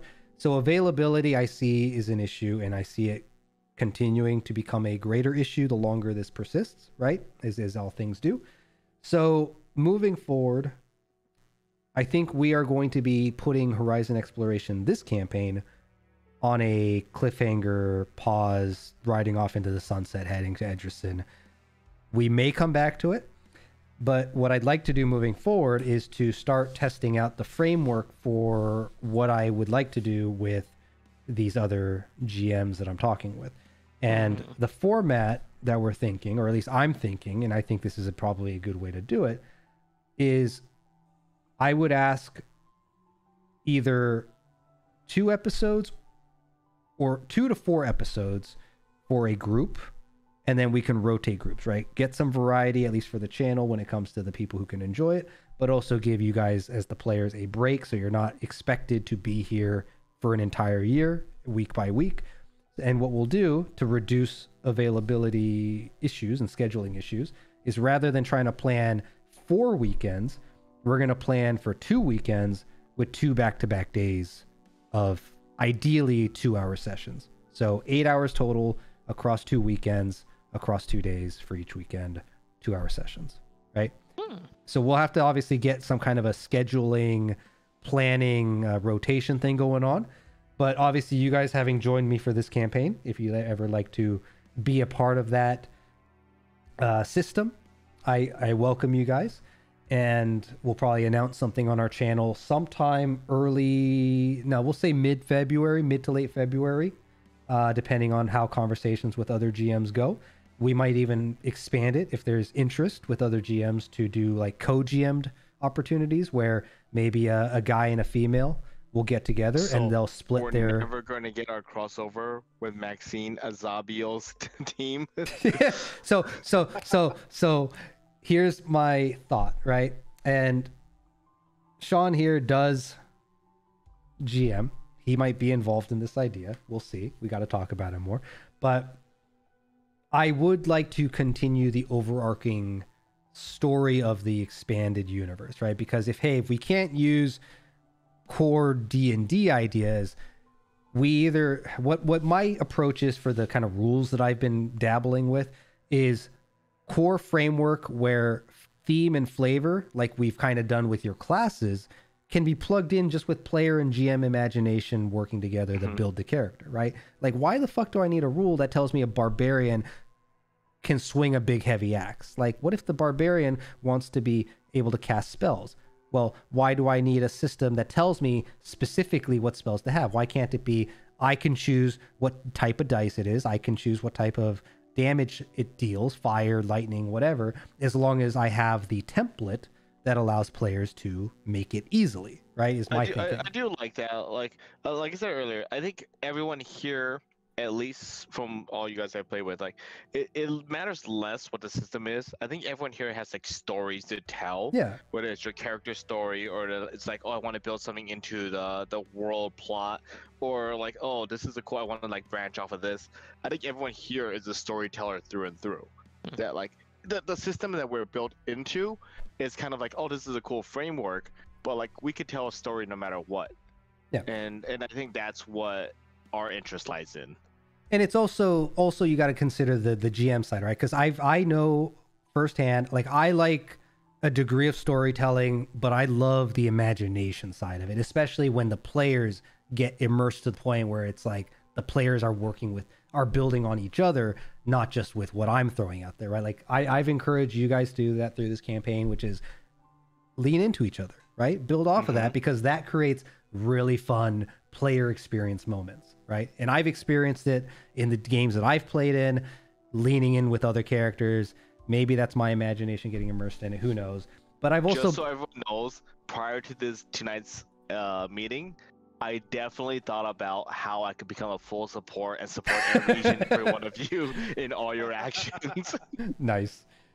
So, but on the flip side of the table, right, there is the GM side. And I've met GMs who really love story. I think all GMs to some degree enjoy the storytelling, obviously. I think, again, storytelling is a huge aspect of this game. But also, I know certain GMs who they will spend more time doing, say, character design, NPC design. I've seen GMs who love writing ideas for like fiction, right? Like world building. I've seen GMs who love actually being at the table doing the directing and the orchestrating. I've seen GMs who really love the battle map aspect and the kind of battle map planning. So in every part of like a movie. Exactly. You've got a GM who likes every part of that. Exactly. It's so black and white when it comes to D&D, because you got the GM who does 90% of things, and you got the players who are actors, right? But in sense of like GMs, you have people who are map builders, who are world builders, who are character development. They love all parts of that. Yeah. So as part of this system, right? Again, I'm trying to boil off all the unnecessary theme and flavor, but create the raw system that can be expanded on, but provides a framework for how do I create a character? How do I generate the idea of a race I want to play, right? How do I generate the idea of a class I want to play? What are some kind of guiding directions I can go in from like a stat perspective? Because the system at the core needs at least a functional stat system, right? Otherwise there are no game mechanics that can be built from that. Unless you're doing just full on, everything is improv, everything's just based on the GM discretion, which could just go in just wild directions, right? Which maybe but outside of like D20, then it feels like you want a stat so people can be like, oh, this always works. Like you have a way to be like, I min-max something, like, and I feel better about it. But or like, oh, I built my character great, but the dice worked against me. And that's also cool to watch, right? Like, I don't know, I guess I love rolling ones. That's one of my favorite things about D&D is rolling ones and then rolling with how the story goes on. Exactly, right? So it needs to be at least a framework that you can build a house of cards on, right? But the house of cards is being built carefully by the people involved. So that's, again, super high level, a little metaphorical there, but that's what I'm working on. I want to share it at some point, probably in February. I'll start doing like a series. I actually have a different YouTube channel I'm going to start to talk about it. I don't know. It's an OnlyFans? Shut up. I love the idea because I know the meme, and it's just like Dragon's top half, but like his bottom half is like sexy lingerie instead. Man. Actually, here, do I even have it on here? So if anyone is, again, interested in following what we're doing, at least here, I know our channel here doesn't really have quite the reach that we're looking for just yet, but this is something that I'll start working on, and hopefully with some collaborative effort with some other GMs. I think now is a good opportune time to try it at least, and we can maybe make something happen with it. So it's getting cut off a little funny there, but Dungeon Core 20, that's the system name that I'm going to go with, right? It's a collaborative open world playing experience. Role-playing experience. That's the acronym was there first, but that's the term I'm gonna coin. It's been announced. It's been time-stamped. So fuck you, internet. But yeah, that's me on Twitter. I have a YouTube channel for it that I'll probably make. Maybe I'll play with the idea and do it in my like podcast stream on this channel, because it's again kind of my sandbox environment. But outside of that, yeah, I have some ideas for how to make this work. I think this campaign has been a good experience to kind of think in that direction. I've always liked numbers. I mean, heck, Peter, you used to play League of Legends, and you know what kind of spreadsheets I used to make when it comes to this kind of shit. Dude, I wish you at some point became like a coach or a manager, because holy shit, the spreadsheets used to give out. We're like, oh, I just do this at this point and I just win the game? Yeah. Okay. Yeah, I used to do, I don't know what the proper project management term for it is, but I would do spreadsheets for all the League of Legends items, what the cost was, what the health and, you know, stat values were, and then based on the stat cost value, so I would break down like one attack is worth this much gold, one health is worth this much gold, and then I would tally up through the spreadsheet formulas which items were low performing via, you know, cost effectiveness, which ones were high performing based on cost. It was dumb. It was dumb. Our buddy, he's not here, but shout out to Shadoris. He might be here, bro. That fucker. And He often sits in the stream, yeah. Yeah. We used to play a bunch, and I remember one year he called me. He's like, "Dude, I think you're a genius at this game." I'm like, "I'm not a genius. You don't know the spreadsheets I read. I literally just read material that's given to me." Oh my god. Yeah. So doing, you know, like, I don't know. I always enjoyed theory crafting, and I always enjoyed building something, whether that was a marketing story or a D&D campaign, or at least testing out, you know, putting things together, right? I grew up with Legos. It stuck with me. So I don't know. It seems like a good experiment to at least try. Now seems like a good time to do it. So anyways, with that said, this campaign, again, the adventure so far is going to be on pause. Maybe one of these little mini series, mini campaigns, right? If we get the players back together for a reunion, or if you join in, I already have some ideas. Like maybe there's a particular military group that you guys could be a part of that is going to go investigate a particular green planet, and there is some resistance forces on the ground that you're being told to deal with. Whether you work for a company named Dynasty, I don't know. Maybe there is a Yakuza family on a particular luxurious paradise planet that has a serious drug problem, and maybe you guys are some citizens dealing with a certain event that's going on where there's a certain family elder son that is causing a trouble, and you know. If I am not Koji Akiyama's #1 fanboy, then next time we meet up, that would actually be perfect. That's going to be perfect if that ever happens. But again, right, we're having some availability scheduling conflicts as well. So yeah, sometime later this month, early February, I'll probably put out an application for people to sign up if they're interested in this game.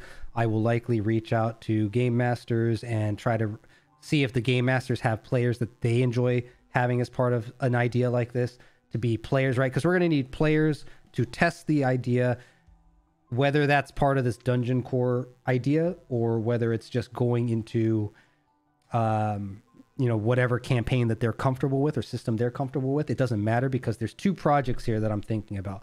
One is the system that I want to play with and try to build the framework for, and then the other is the collaborative effort where GMs and players can actually have, you know, a certain type of experience together. So ultimately, whatever it is, I'm super excited because I know whatever system you build out, it's going to be fun. Yeah, hopefully. So yeah, that's the plan. So with the drama at Wizards of the Coast right now, we're just gonna politely step away. You know, I haven't bought an EA game since I think Titanfall 1 was the last game I bought from them. You don't need to buy Epic's giving them out for free. I don't touch Epic at all because I don't believe in their monetization model and in the 1-year bullshit contract. Just for years, Yeah. just free games. It's insane. Yeah, that's what folks don't understand. I'm not ragging on any of you guys because I know you guys don't look into it, but it's like I'm not missing out on anything by staying away from it. If anything, I focus on the shit that I enjoy. So yeah, we're gonna try to focus on this for 2023, right? Big goal for 2023 for this channel because I decided to. New you. Well, it's also, you know, last year I needed to step away from business because I saw what it was becoming and I fucking hated the monster it was. And 2023 is me trying to figure out if I had to go all in into something. Well, let's test some ideas and try to find something I would be willing to go all in for. And who knows? D&D might be. I can't even say fucking D&D anymore. But yeah, these SNS, baby. SNS, yeah. Oh my god. What does the first S stand for? I know space, but what was... No one knows. Serpents. I came up with Serpents. That's what. No, I can't do it. It has to be how about dragons and dancing? I don't know. Dragons and dicks. Dregs. No. Here we go. We're gonna be playing some Dregs and Durants. There you go. Anyways, so that's what I'm thinking. Rant over. If you guys are interested in joining one of these future games, stay in touch, and when we start trying to do scheduling, right, we'll probably try to keep it to a comfortable, maybe a 4-man, 5-man group with one GM. Maybe there will be a second GM in this kind of cooperative GMing thing that we're trying to build out, and we'll be again looking for like 2 consecutive weekends. Friday, Saturday, Sunday. Probably Friday, Saturday would be the best day to have like a 2-hour session. Well, at least from me, and I'm sure from everyone else, while we didn't finish, thank you so much for the storytelling. Thank you so much for running this, because it was a lot of fun. Yeah. I think we explored a lot of cool things that we never thought would come out in the story. And we explored a lot of cool things about the characters that I just thought was really fun to tell. Hell yeah. Likewise. Yeah, seeing you guys all come into your characters, and then at least seeing in for each of you at different points, right, a degree of intrigue and curiosity in each other's characters, and especially for me when I saw a few of your guys' gears start turning and be like, oh wait a minute, is that connected to this, or could that be because of that? Those are the moments that make it for me. So yeah, thank you guys. Will we know why Daario smells dirt? We'll never know.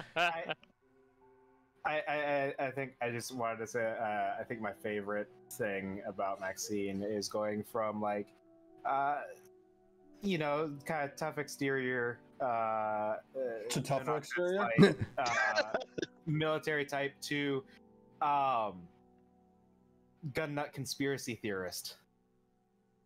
Yeah, you did become kind of a firearm fanatic, didn't you? Yeah, I mean it wasn't intentional, but then there was a railgun. All right, Cadin, we're gonna do a spin-off. We're gonna figure this out. Yeah, Cadin and Sam's traveling magic show, broadcasting across all universe frequencies. Yeah. Oh my god. Oh, don't forget, you guys are kin. We are Always kin. Always kin. And we'll have to get bracelets. What would Koji do? Yeah, if we ever launch a merch store, those will be merch ideas, and then people will just be like, "What the fuck is this from?" What would Koji do? What the fuck's a Koji? The funny thing is, everyone knows what Koji would do. He would punch it. Yeah. Punch it, Chewie. Yeah. I guess in this case, punch it, Koji.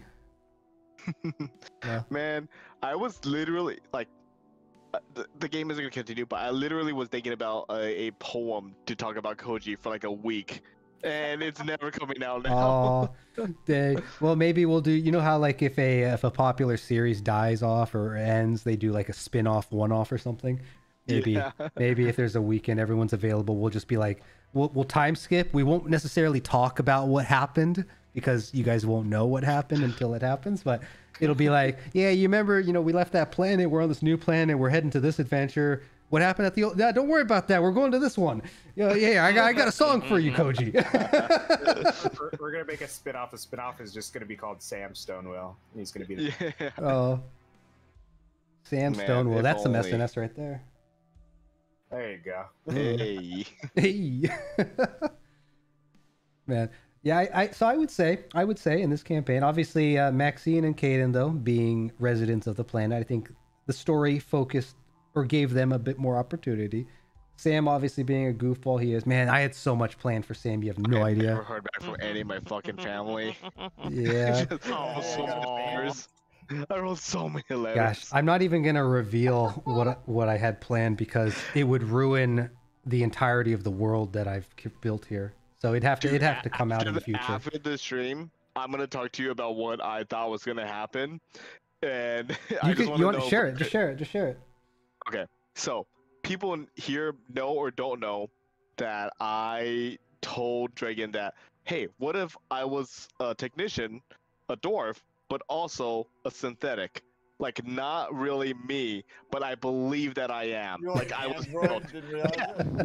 Like, the whole time I am. And then I wanted to go back to him and be like, hey, what if, you know how, like, priestess in D&D get, like, visions? Yeah. And you hear things. Yeah. I wanted to slowly gain my, like, code or, like, learn things about myself through that, but not know why. Be like, oh, I don't know, I'm hearing voices and shit. And then as I learn, it's going to be like, oh, have you been hearing this or this or this? It's like, it's your programming. It's what you've always been built into it. I wanted to be built into a synthetic in the long run. Man. All right. So on the scale of a 1 to a 10, 10 being warm, 1 being cold, you're at like a 7.5. Wow. Nice. I'll tell you what, it kind of gave it away. So, like, obviously it's what I told you, but the one time in our game, there was like electric damage, and you're like, this did double damage. You're like, wait a minute. Wait a minute. Nice. I'm a robot and I got double electric damage double? I know what I am. Man, actually, here's another hint. The weird. There is relevance to why you're not hearing back from your crew, but also, do you remember the vision that you had? Like, I gave you a dream sequence, sort of. Yeah, but it was about like the hometown. But there was 2 images that I had generated through the AI tool that we were using at the time, and one appeared a bit different from the other in a particular way that at least I interpreted it that way. Maybe you didn't catch it, but anyways, yeah, I'd say a good solid 7.5 out of 10 as far as how warm you are. Oh, good for you, Pete. Yeah. Nice. That's pretty good. Yeah, that's pretty good. Actually, let's go down the list. I'm curious. Maxine, do you have any idea what happened with Atlan Grove? I mean, because you guys were kind of on the way there. For the most part, Maxine's theories were kind of going through everything I thought at any given point when there was a time to voice it. I guess the armored people too. Yeah, you kind of voiced it quite a bit. Yeah. The people in the black armor, there's, whatever that they were going for around the area of Atlan Grove, since that appeared to be some sort of hotspot. The fact that, there's digging going on near Edriston.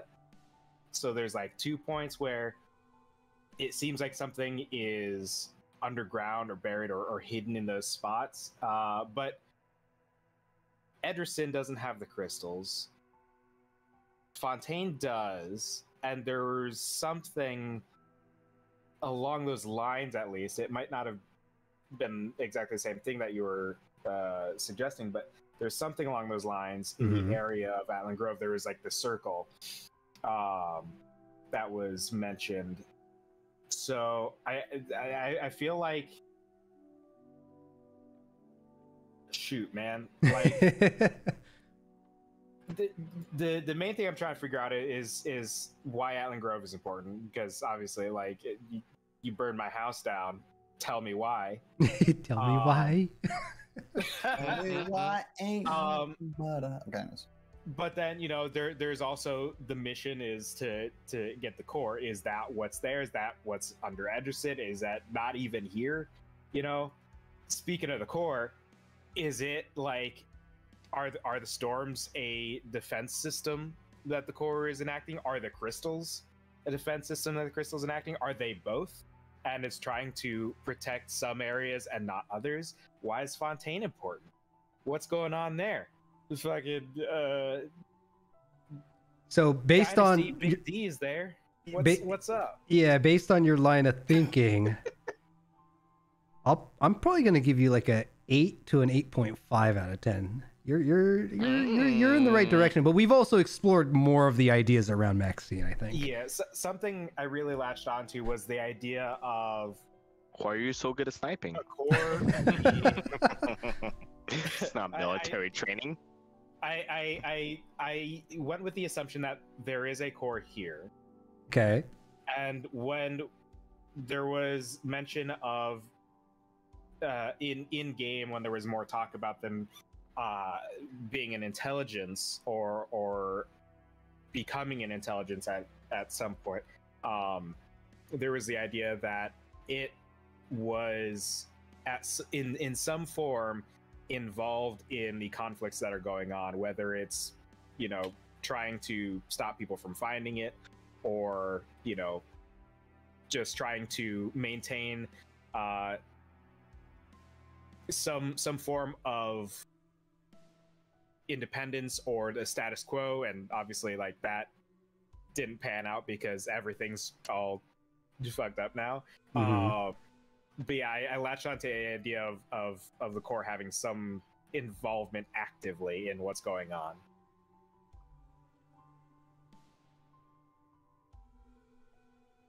Yeah, 8.5 out of 10. Let's go. Good for you. Yeah. Cadin might be a little tricky because Cadin is in a world where he doesn't belong. So, but I think that's one of the things I liked about what we had done with the kind of character conversion, the reflavoring, is that When you say he's in a world he doesn't belong, I mean because all of the classes from traditional D&D, right, we have reflavored to be sci-fi oriented, right? But Cadin chose the one class that is explicitly drawing from within. So he is like the only purely magic capable class out of all of the reflavoring that we had done, which maybe you did it because you thought it was cool. Maybe you did it just because you're like, this one is the only one that's like that. Right? yeah, because he's a sorcerer. So Cadin, I guess the big question mark with Cadin was going to be, did you get any hints of, I guess, the direction of understanding your magic? Because you had a few opportunities to dive into a little bit of detail, but you didn't capitalize on the couple opportunities that came up. I wasn't really there. I was not entirely... there was something that was triggered, and I was trying to figure out the cause. I was like, what keeps... Because certain times I rolled and other times I didn't. I was trying to figure out what the trigger was, and I didn't quite figure it out. Yeah. I wouldn't be surprised if Cadin ended up being more like a druid, because you were so, like, your environment focused. Like, the whole game, it was like, oh, what's around? This is going to cause something around me. I feel this around me. And when we were playing together, I was like I immediately thought you were a sorcerer. Then when it became, like, environmental, I was like, is he more druid? Like, I can't tell. You know what's funny about that is I think... I was intrinsically linked to the events at Ederson. You know what's funny and the too? planet itself. What's funny that you bring up Druid is I think Druid was the other class that I had made. I think so. Sorcerer was the one that's like, hey, you can draw something from within. This one has magical arcane capabilities. I'm pretty sure I made it so that Druids were half and half. Like, they could draw from, like, around them. So, like, your thinking isn't terribly far off, but I also, you know what's funny, Cadin? If you put some thought into what Sam said and what Maxine said, you might get a hint there. Chicken butt. But yeah, no, we didn't get to do too much. Like, gosh, there was a few times that you could have really dug in, especially with Jack. I'm surprised you didn't do much with Jack, and you met him. It took a very long time to talk to Jack. I mean, I should have just chucked him aside, but we ended up going to have to do something. Yeah. It was fun though. No one pushed a plot further along other than Cadin. Yeah, that's kind of true. We're just hanging around. Oh shit, this tent's on fire now. Thanks, Cadin. Yeah. Actually, that's another thing I liked about the interaction with Sam and Cadin too, because Sam would see the fire and it's like, oh, that's weird. That's unacceptable. Like, I'm gonna shoot this guy. Like, you drew your gun every time. You had some unexplainable magic shit. All right. As a technician, I've seen all sorts of science. I've seen everything. Yeah. Maybe he has a finger that has a... Actually, no, you examined his finger for an attached lighter or some shit, didn't you? Pretty sure you did. I examined his finger for a lighter. I threw dirt on him and just magically got clean. Yeah. Like, I don't understand this. Yeah. Didn't I try to like light a cigarette or something with their magic and I nearly blew us up again or something like that? I don't know. Did it or something. Oh. Man, there's so many things. I was like, I can't explain this. I'll just keep taking notes, and I'm gonna figure out. Like, I wanted to go towards like a causation. Like, when he does this thing happens. When he does this thing happens. And it never happened. It was always just like random chance. Well, It was hard. Cadin definitely was the mystery of the campaign class-wise. So I think Cadin's answers would have been revealed whether he reached it or not, or at least it would have been closer towards the end of Edrison, because, well, it's just the way it was. Yeah, like I would have figured it out eventually, I think, but I hadn't really dived into it that much, and I was more focused on like the story aspect of what exactly happened at Edrison after I left, Mm-hmm. and even what led up to. Because, sorry. Sorry, I was just thinking, you go on and I'll say my thought.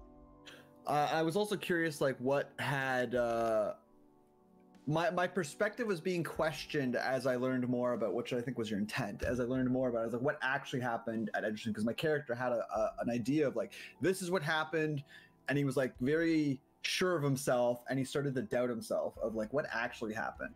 I know offline you weren't a huge fan of that, but I did do it intentionally. Mm-hmm. Which was interesting to see. Is like, because originally, right, I asked all of you guys to help flesh out your understanding of like your world, right? Like where you came from, maybe a little bit about like your close contacts, if any, and basically something that was personal to your characters that I could yank from under you in a way. So I think I did for most of you. So in that sense, was that what I was just now thinking of? Was Sam's whole background of being from Omni Prime, if you guys haven't figured it out, is like a hometown of mine. And it is also, it's a planet, but it is also my like quote unquote deity in this world that there isn't a deity. Like it is where we get all of our technological advances. And my whole thing was like, oh, well, what if this is where I believe I was from, but it doesn't actually exist? And whenever we didn't get there, but like at some point when I got to a space station, and I tried to, if I said I tried to leave you guys, I'd be like, oh, take me back to Omni Prime. I was thinking, oh, people would be like, that doesn't exist. We don't know where that is. And then that would either keep me with you guys, or it would force me to go on another mission of like, how the fuck do I find this location where I think it's common knowledge, but everyone I meet says it doesn't exist.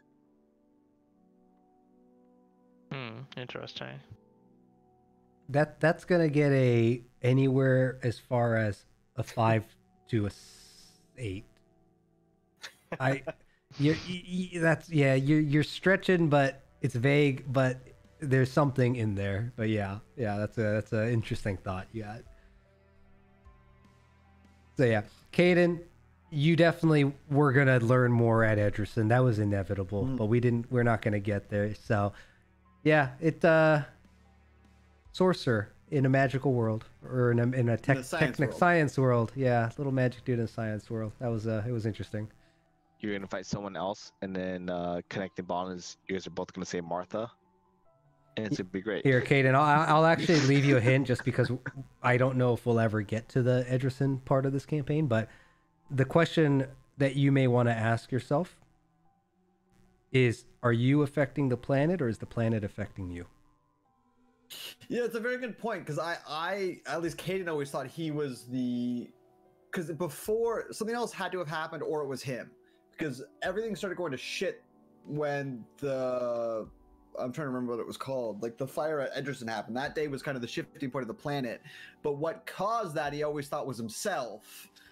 Remember, also keep in mind what I said about perspective earlier as well. I know, but it might not have been. I'm saying that. Yeah, Yeah. I'm agreeing. Yeah. That's how my character saw it, because Yeah. it was like, that was the day shit went to hell. Which is appropriate for Cadin. Yeah, so... No, it was interesting tugging your strings, dude. And then Daario. Oh man, yes, we didn't get a whole lot of opportunity because the party direction just didn't go where your involvement needed to be. Mm-hmm. But I thought we learned everything about him we had to learn. But I think what I'll leave you with before you share your thoughts is that I wish you guys questioned corporations more. Well, we did. Yeah, I didn't trust the frickin' narrow trade company. I was like, we're gonna hide this information, save it for later, so we can use it against them. Is what I was thinking. But I mean, at the beginning, like in Borough Station, you mean? No, I'm talking about from Daario's story's perspective. Maybe like a bit more into like the motivation of why I came to Borough Station. Yeah, I mean, I am happy. I was stoked when the time you questioned Koji, when Koji was like in a state. It was short, but that one stuck with me for a good while. That was, I think, really interesting. And plus, I think, gosh, wasn't it when you were hallucinating? I had you, or you. I started seeing visions of my brother in That was who? the only background that we got out of you. And I was like, who is this? but were you looking at Cadin or were you looking at Koji? I forget. That's a good question. It might have been Koji. That was like, at least as I was kind of hallucinating, kind of seeing the vision of my brother in that person's place. Yeah. And to kind of give folks a little bit of a background, so a bit of the motivation for me being, going to Border Station and going on this endeavor was to find that person. And To find your brother? Yeah. So some of that came through some documentation or my investigations before kind of leaving my home planet. And Dregn, you feel free to like kind of kind of similar to how the other folks are kind of like kind of gauging how you felt their stories were going. I had noted, or at least identified, that the Akiyama corporation was somehow involved in his why he was missing. So I was trying to find opportunities to get Koji, or at least to kind of understand from him like how his family might have been involved with it. And in that one opportune time where he was kind of under the influence in the hotel room, I felt like that was my definitely one of the chances that I got in order to do so. But unfortunately didn't kind of play out that way. But I was really excited to kind of see if I can kind of like break him down, or at least try to get to a point where I can find out a little bit more, as that was probably my best lead. I don't know about the rest of you guys, but throughout the campaign, I was getting this feeling from Daario. It's like, is he like a good guy on the surface, but deep down, he's like, is he a baddie? Well, like Daario definitely felt the most like, he wasn't close to us. No, as, like a character where I was like, if Daario betrayed us, I'd be like, that could have happened. Definitely, I think you guys. I think were that was fitting. A means to an end, if it ever came to it, and I never felt like I intended to not be close enough with you guys, and. But I tried to be friends with you. Yeah, so it would have been. Oh, go ahead. Definitely the one that I trusted the least, and the one who I was actively trying to look into on a more specific level more than anyone else. I feel like if I separated from the group more and went to some of the various resources in the city, I might have tried to look into it more. But there's a lot of other stuff, higher priority going on. It's just like at any given point, it's like if someone is going to if we get a situation where like we've just finished a fight and we've got like some people we need to question, and one of our team ends up blasting one of these people before we get the information we need, I feel like it would be Daario who would be the one to do it if anyone else. Yeah, like he's gonna try to cover something up at some point, and I'm gonna be ready for it. That's very fair, and I would say that's definitely it would have been very interesting to see how much more his character would be fleshed out, and the relationships it would have been with you guys in the group. But I do like that with that uneasiness came also, at least for me, observing from where I'm sitting, like Daario was, he kind of kept things at arm's reach, but he also was a bit reserved in his actions, and I think because of that, he was, out of everyone in the group, he was the one that was, I think, more in a calculating position within like combat and within like interactions. Like the fact that Daario, almost every single time that you guys had to pin someone down, it was either brawn by Koji or effort by Daario. Can I ask, did you guys like converting your characters to sci-fi? Like, yeah, that's a good question. What'd you guys think? It's an interesting aspect, me being like a novice still in this like type of type of game, so it's kind of like playing off of like the bare minimum of the the rules and kind of like flavoring it to like the world that Dregn was building. So it definitely made it more complex, but I think it comes from the fact of being able to work with Dregn and like trying to build out the type of character and the type of like I don't know, the abilities that they're going to have. It really made it interesting, but definitely took me some time to kind of get acclimated to it. I'll say that, I mean, I definitely felt, at least from my perspective, you guys never said otherwise, so I'm going to take it as is, but I was pretty hands-on with anyone who seemed like they needed some hands-on. Oh, yeah. I can only assume me and Cadin had the easiest path to conversion, because I have no magic, and Cadin is actual magic.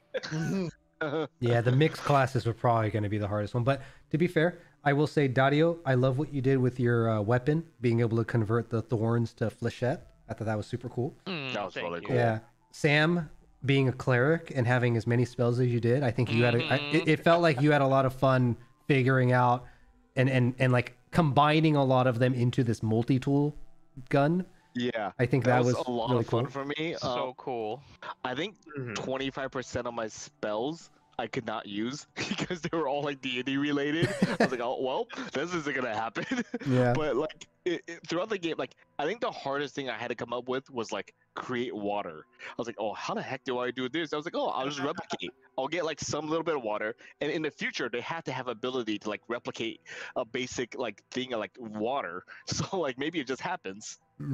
But like outside of that, I like went through. I was like, oh man, this is real hard to do. One of them was like when me and another character gets hit, we like share like the damage, and then I ended up creating like a wristband that was like a shield. That was like, oh, when you get hit, like some of the damage comes to me because I put this like wristband on you, and that's like a shield. Yeah. That I thought was like so cool to like turn like basically religious things into how do I make this into a scientific item Backed by a particular corporation. Yeah. Yeah. I think even though it was maybe less necessary for my character, I did enjoy going through like the various features and stuff that my character would get over time through leveling up and stuff, and figuring out, besides just being like super badass, what other explanations I could come up with for these, like a variety of injections built into the prosthetic arm and stuff like that. Yeah, with second wind, and then I don't recall with Thieves Camp, but you kind of took advantage of it with your corpo talk, right? Yeah, interacting with ASEC. corporate doublespeak.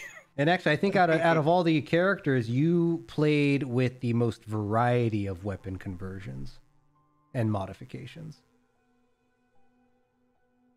So Yeah, I think Maxine was always the first to tell us like, oh, you could buy this sci-fi item. I was like, I didn't even think about that. yeah, Like, okay. yeah. What it wasn't every time like you thought about just like it's like we could just buy a computer, right? Man. Oh. We have space Amazon. Of course we can. Oh, speaking of, yeah. Oh, when you guys finally had the epiphany, I've been waiting the entire campaign for that. It's like, when are these guys gonna realize like they don't have to go to the store, they can order it and get it instantly? Now brick and mortar stores. Yeah, where's the Best Buy? Can I get a Geek Squad? Oh man. Oh yeah, you guys never tried to hot drop personnel resources. Maybe that would have helped Daario. Yeah.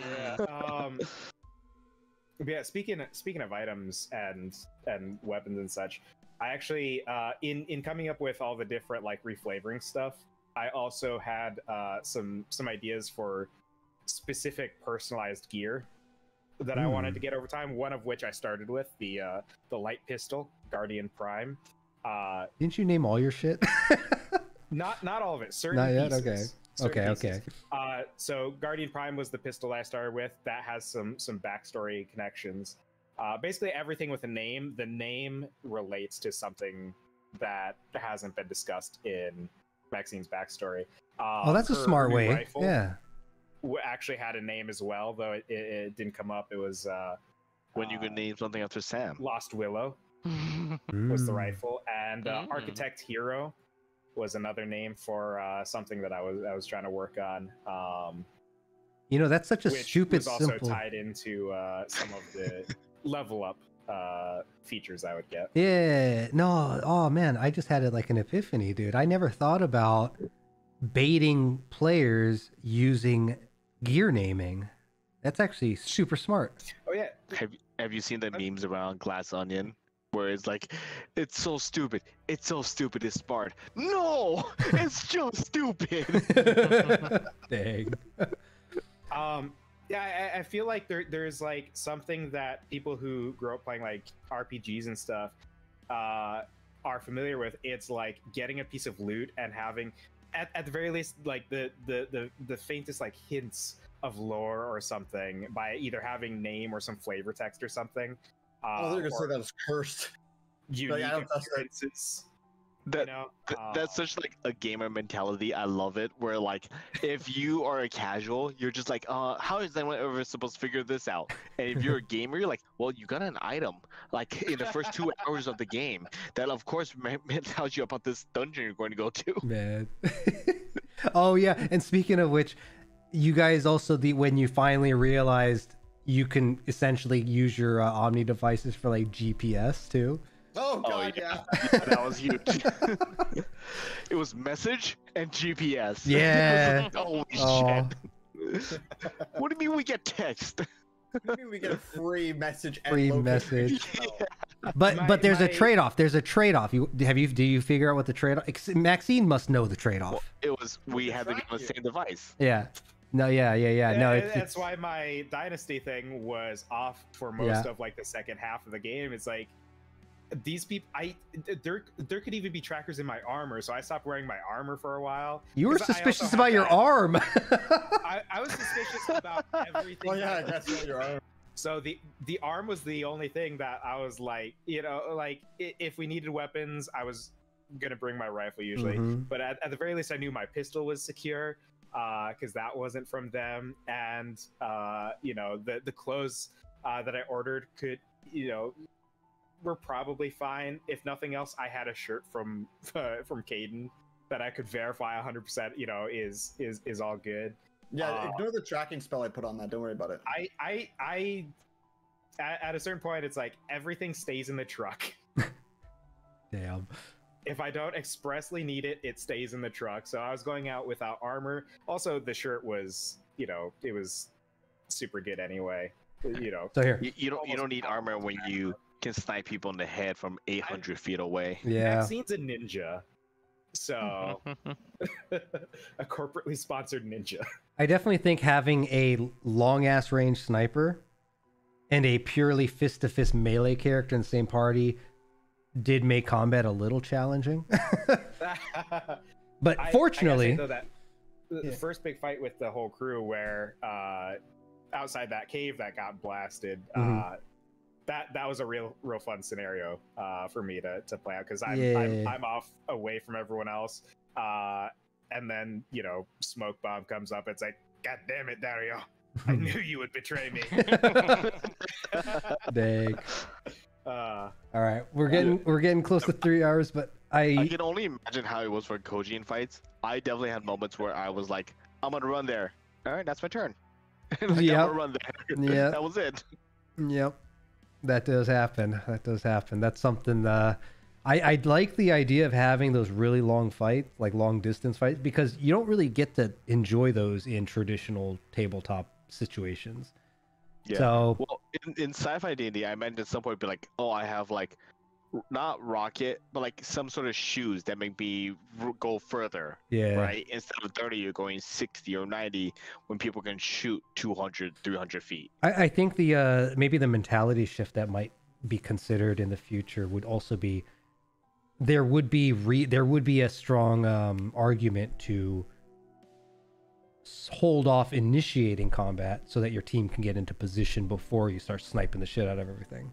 No, right? Maxine would never do that. No. You got to kill them before your allies. Maxine's like, I can kill 5 of these guys right Yeah, now yeah. before you get up there. I could end this before you turn the corner. It's Fallout rules. Stealth sniper build just wipes the floor with everything. Yeah. But that was fun though. Thank you so much. Before we wrap up though, I wanted to get your guys' take on what do you think Koji's story is since he's not here? Because he has had moments. Disinherited, but Yeah, that's like secretly disinherited. So I had a priority list for the party over how interested in their stuff Maxine was. At the very beginning, obviously, for obvious reasons, Koji was at the top because I was told to keep an eye on him. VIP. That interest stayed, but it shifted because it was like, why? Like beyond the obvious reasons, why is Dynasty interested in this guy? Also, what is this guy doing here? Daario ended up being probably equal or slightly above Koji in my priority. And then is this a threat priority or an interest priority? I mean, little column A, little column B. Yeah. Would be a little bit different. Koji would be a much lower threat in Maxine's mind than Cadin and Daario.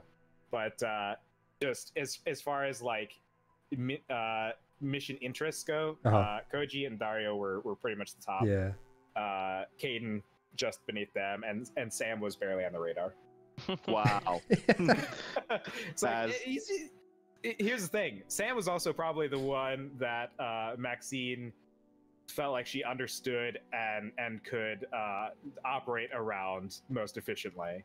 I feel like I understand this guy enough. I feel like that I know how to deal with him. Whereas Cadin's got magic, that shouldn't even be a thing. Daario is some sort of like, he's some sort of operative or something, and Koji, like, I can understand Koji, but also he's got these corporate ties that I need to figure out. Yeah. As Koji's best friend Sam, who's better at arm woke wrestling. Up Borough Station just like Sam did. Just no idea what happened. Fuck! I missed my flight. just as a drunken ninja. Man. Daario, did you have any thoughts on his story? You had some invested interest in him, it seemed. No, I think you kind of hit it on the head pretty well. It was there was some type of I don't know, like some type of break that happened between him and his family. Why he was there is a bit interesting. I wish we could, got to the point to kind of explore it more. But yeah, I want to hear your thoughts if there's anything you want to add to that. Dragon. If it's not in a future that you want to release, what was going on with the hidden news spaceship above Akiyama Tower? As much as I want to share it, that's an entire like side story. So You talking about like the bird that was kind of following us, or? No. The ship that was in the news over the Koji home area. Oh, okay. yeah, I know which one you're talking about. Let me see. Do I But have speaking it? of birds, that's a good question too. I do have it here. Hold up. Let's see. So the image you're talking about is capture browser. Actually, it's probably already there. Oh, that's not the one. This one. Yeah, that's the one. Yeah.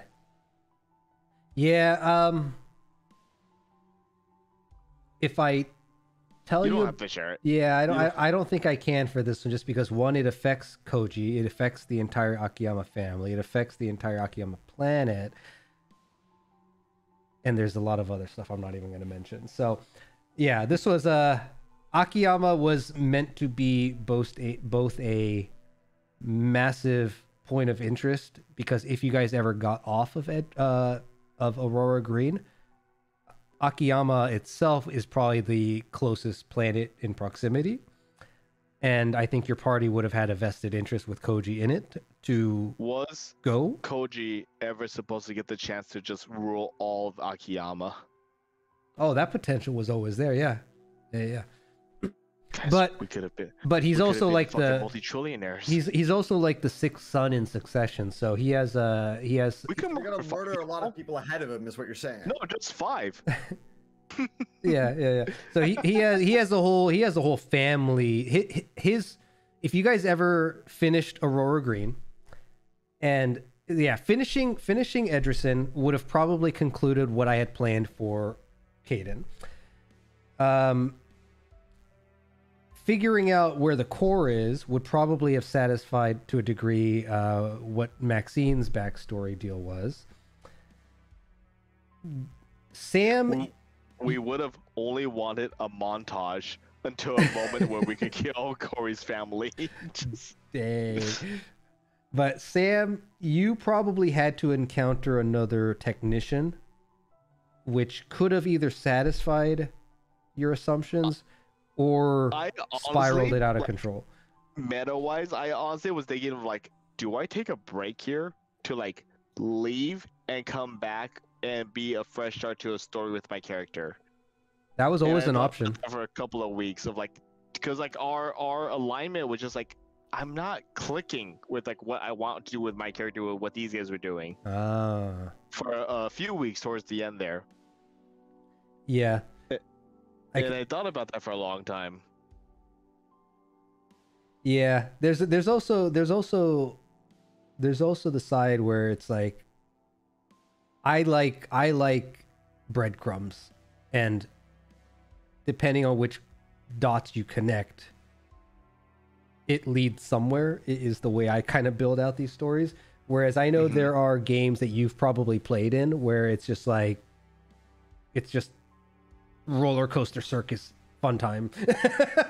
Yeah. So I know my style of gaming this is a little different too from kind of the vibe that I got from Sam, but I think Sam's interaction with his surroundings is super good. So you do a great job there, man. I like that. I had a lot of fun. Yeah. But what was I gonna say? Yeah, so Sam, your backstory stuff, yeah, I don't know.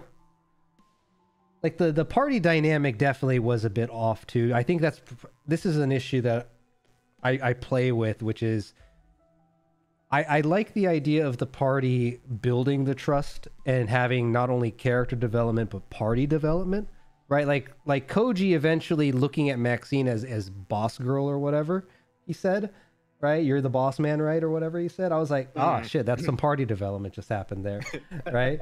And the fact that Daario, though not super outspoken, was always there to kind of be a voice of reason for the group, I thought was always a great kind of party dynamic thing going on. Sam, being like a wild card in a fun way. I think every group needs one of that anyway. So, I mean, you made it work spectacularly. That was awesome. And Cadin being just kind of the more oddball variant of that. Yeah, exactly. I don't know. I thought the party dynamic was actually interesting. So, I mean, but that's me. I'm the one sitting here. Some of it early on, and this is attributed to me, and I don't know if you guys felt the same way, is because we were getting to know each other. Yeah. Like, it's like, hey, we want to play in a game, but we don't really know each other. We don't know what boundaries we can push yet. Whether it's going into your next game or future things, I think even if it's not on air, it's like, hey, can you make some time to play a 30-minute game of whatever with each other, so that you get to know each other in a way that's outside of D&D and you feel more comfortable with each other. Yeah, I've had a few players, or I've been involved in games where it's like that, but it's always easier said than done. Like, it's a nice to have when you think about doing it, but in reality, your first few games are basically going to be the same thing, whether you do it in a sample game, which is, again, I think why this might, this group, I knew I was taking a bit of a chance with. A couple of you guys I've known for years. Actually, all of you guys, except for Corey, I've known for multiple years. But Corey... Okay, never mind. Yeah, and then a couple of you guys I've known since college. And then a couple of you guys literally run games. Like, Koji is the newest addition to the kind of group that I know that plays D&D here. But the game I joined and played with under him... Like, I had such a good time with just, like, the imagination of it all. Because it was super bare bone basic, like what we were kind of doing here. And I could just focus on what would my character do? Like, how would I approach my surroundings, the situation? Like, I could focus on immersion and less about other shit. So, I don't know. I really liked his perspective on, like, his NPCs and his world building. So I roped him in here. But yeah, he runs games, and Sean obviously runs games professionally. So I was like, they're both GMs. They kind of get it. They'll probably work it out. So, but they were new faces to like a couple of you guys here too, right? So is that what you're thinking? Just like new in person, or are you talking more like new characters, like figuring each other out? No, in person. Like, I think even if you get into this other story or mode you want to do where like there's a rotating player base and rotating like storyline, like maybe the group like you have, whether it's, I don't know, an hour before the game, like, hey, anyone wants to join this game, just come hang out, play, talk, or whatever. Like, it's not like a serious thing. Even people who aren't in that night's episode come and hang out, because that way you guys all get to know each other. To be like, hey, when you actually do come into this like live setting, you're not getting over the jitters. Yeah, so that, I guess, what would be considered like a session 0, right? Which I know, I don't know. But you're saying something that pulls you away from D&D, so you're just kind of getting to know each other. Yeah, even D&D. Who you are in the game, like, the person behind the character. That makes sense. Like, everyone plays Uno. Like, I don't know what it is. Like, it's just like a way you get them to know outside of D&D, so you get to know their person, and then that translates kind of to D&D, even though it's not the character. You kind of translate to know like, oh, this person acts this way or not, so you kind of know how to respond. So here's the thing, like, I think Corey was a bit of an exception for this, but I used my judgment and the years I've known at least 4 out of the 5 of you to be like, we can make this happen, right? Like, I think there were certain dynamics for the game where you guys would have gotten along, and then Sean more and more hangs out with us on Discord nowadays too, sometimes, or there have been times, right? I know what you're saying though. Like, if it was a rotating group, we would have to probably do like a session 0 just to describe, because if we go with the new system, or just because professional GMs will do a session 0 where it's not only just rolling through like making the character and kind of having the conversation at the table type of a deal. And then that also in turn will kind of give you an idea of their personality out of character. I think that's kind of what you're getting at, right? For some of them. But also, like, Sean does this one thing for his games that I think is really smart that I just didn't see a need for. So I left it off the table. But he'll do like a, Sean, what is it called? It was a safety dock. What is it called? there's a consent checklist. Yeah, so he has like a consent checklist that covers, it's a 1-pager, 2 columns, goes over a ton of different topics, and you kind of do like a red, yellow, green of like, this is off limits, I'm super comfortable with this, and it's like I can care less, whatever, right? Which kind of gives you some insight to each player, but you don't share that between players, right? You just mark what's off limit, like the averages. Sure. Yeah, like I have everyone do it and send it to me, and then I compile a group, an anonymous group checklist that is available for everyone to see, so everyone knows like this stuff is off table. Don't do this, or you're in trouble. Yeah. And I'm the DM, and so I can obliterate your entire existence. Yeah. But I get what you're can saying. do that. Well, see, I got this big red button over here. You want to see what happened? No. But I do know what you're saying. It's just doing that. I do it that way so that people don't have to like openly be like, these are my issues. Here you go, everybody. You don't have to be like uncomfortable during or after. And then you can tell everyone, and they don't know who broached the topic. You just yeah, exactly. Yep. Yeah, I get it. I don't know. I always grew up with this mentality, just like, yeah, just throw them in the fire, whatever. So I think you guys did a great job. I had a lot of fun seeing you guys run around. So I hope it came across well from this side as well. Yeah. Yeah, man. Thank you. Mm-hmm. Cool. All right, guys. Well, I think we're at the 3-hour mark. Any last thoughts you guys like to share before we wrap it up? Good for my end. Maxine could take any one of you in a fight. Whoa. Oh, next I week guarantee. on Horizon Exploration. Sam sings Koji a poem while arm wrestling Maxine. Yeah. Maxine would fist fight any of you, and the only one I think would actually be a threat would be Koji, because he specializes in that slightly. Were you not listening to Sam's guesses earlier? This is canon, where Sam is the winner. Oh man! All right. fun. Yeah. GG's, everybody. GG's, everybody. GG's. All right, everyone out there. I know for those of you who are looking forward to the continuation of the campaign due to some changes to what this campaign was originally built from, as well as Wizards of the Coast. Yep. And then also just availability, right? Scheduling is always an issue, so we're going to try to maybe organize it, get some people who maybe want to run through some games and try to work with some other folks, make it a collaborative effort. So Horizon Exploration, the campaign as a name, I don't know if it'll be kept or if it will be reserved for this this specific environment, or if we leverage the dungeon core environment, or if we do something completely unique, depending on who we work with and who we are playing with, perhaps. We'll see. So keep an eye out on the channel. This is, again, the Yasuhiro88ch channel. I'm moving into 2023, treating it like a sandbox environment for me to just live stream and play around in, test some ideas. And then if you guys enjoy anything, leave a comment, let me know. That's the only way I do know. And maybe we'll blast it off into a separate channel that focuses on that type of material.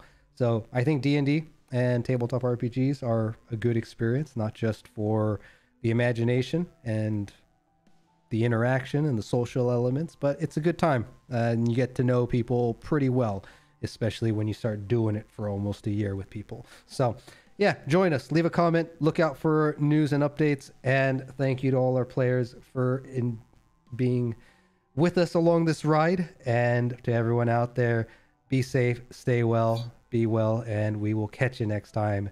Take it easy, everybody. Bye. Bye-bye. Bye-bye.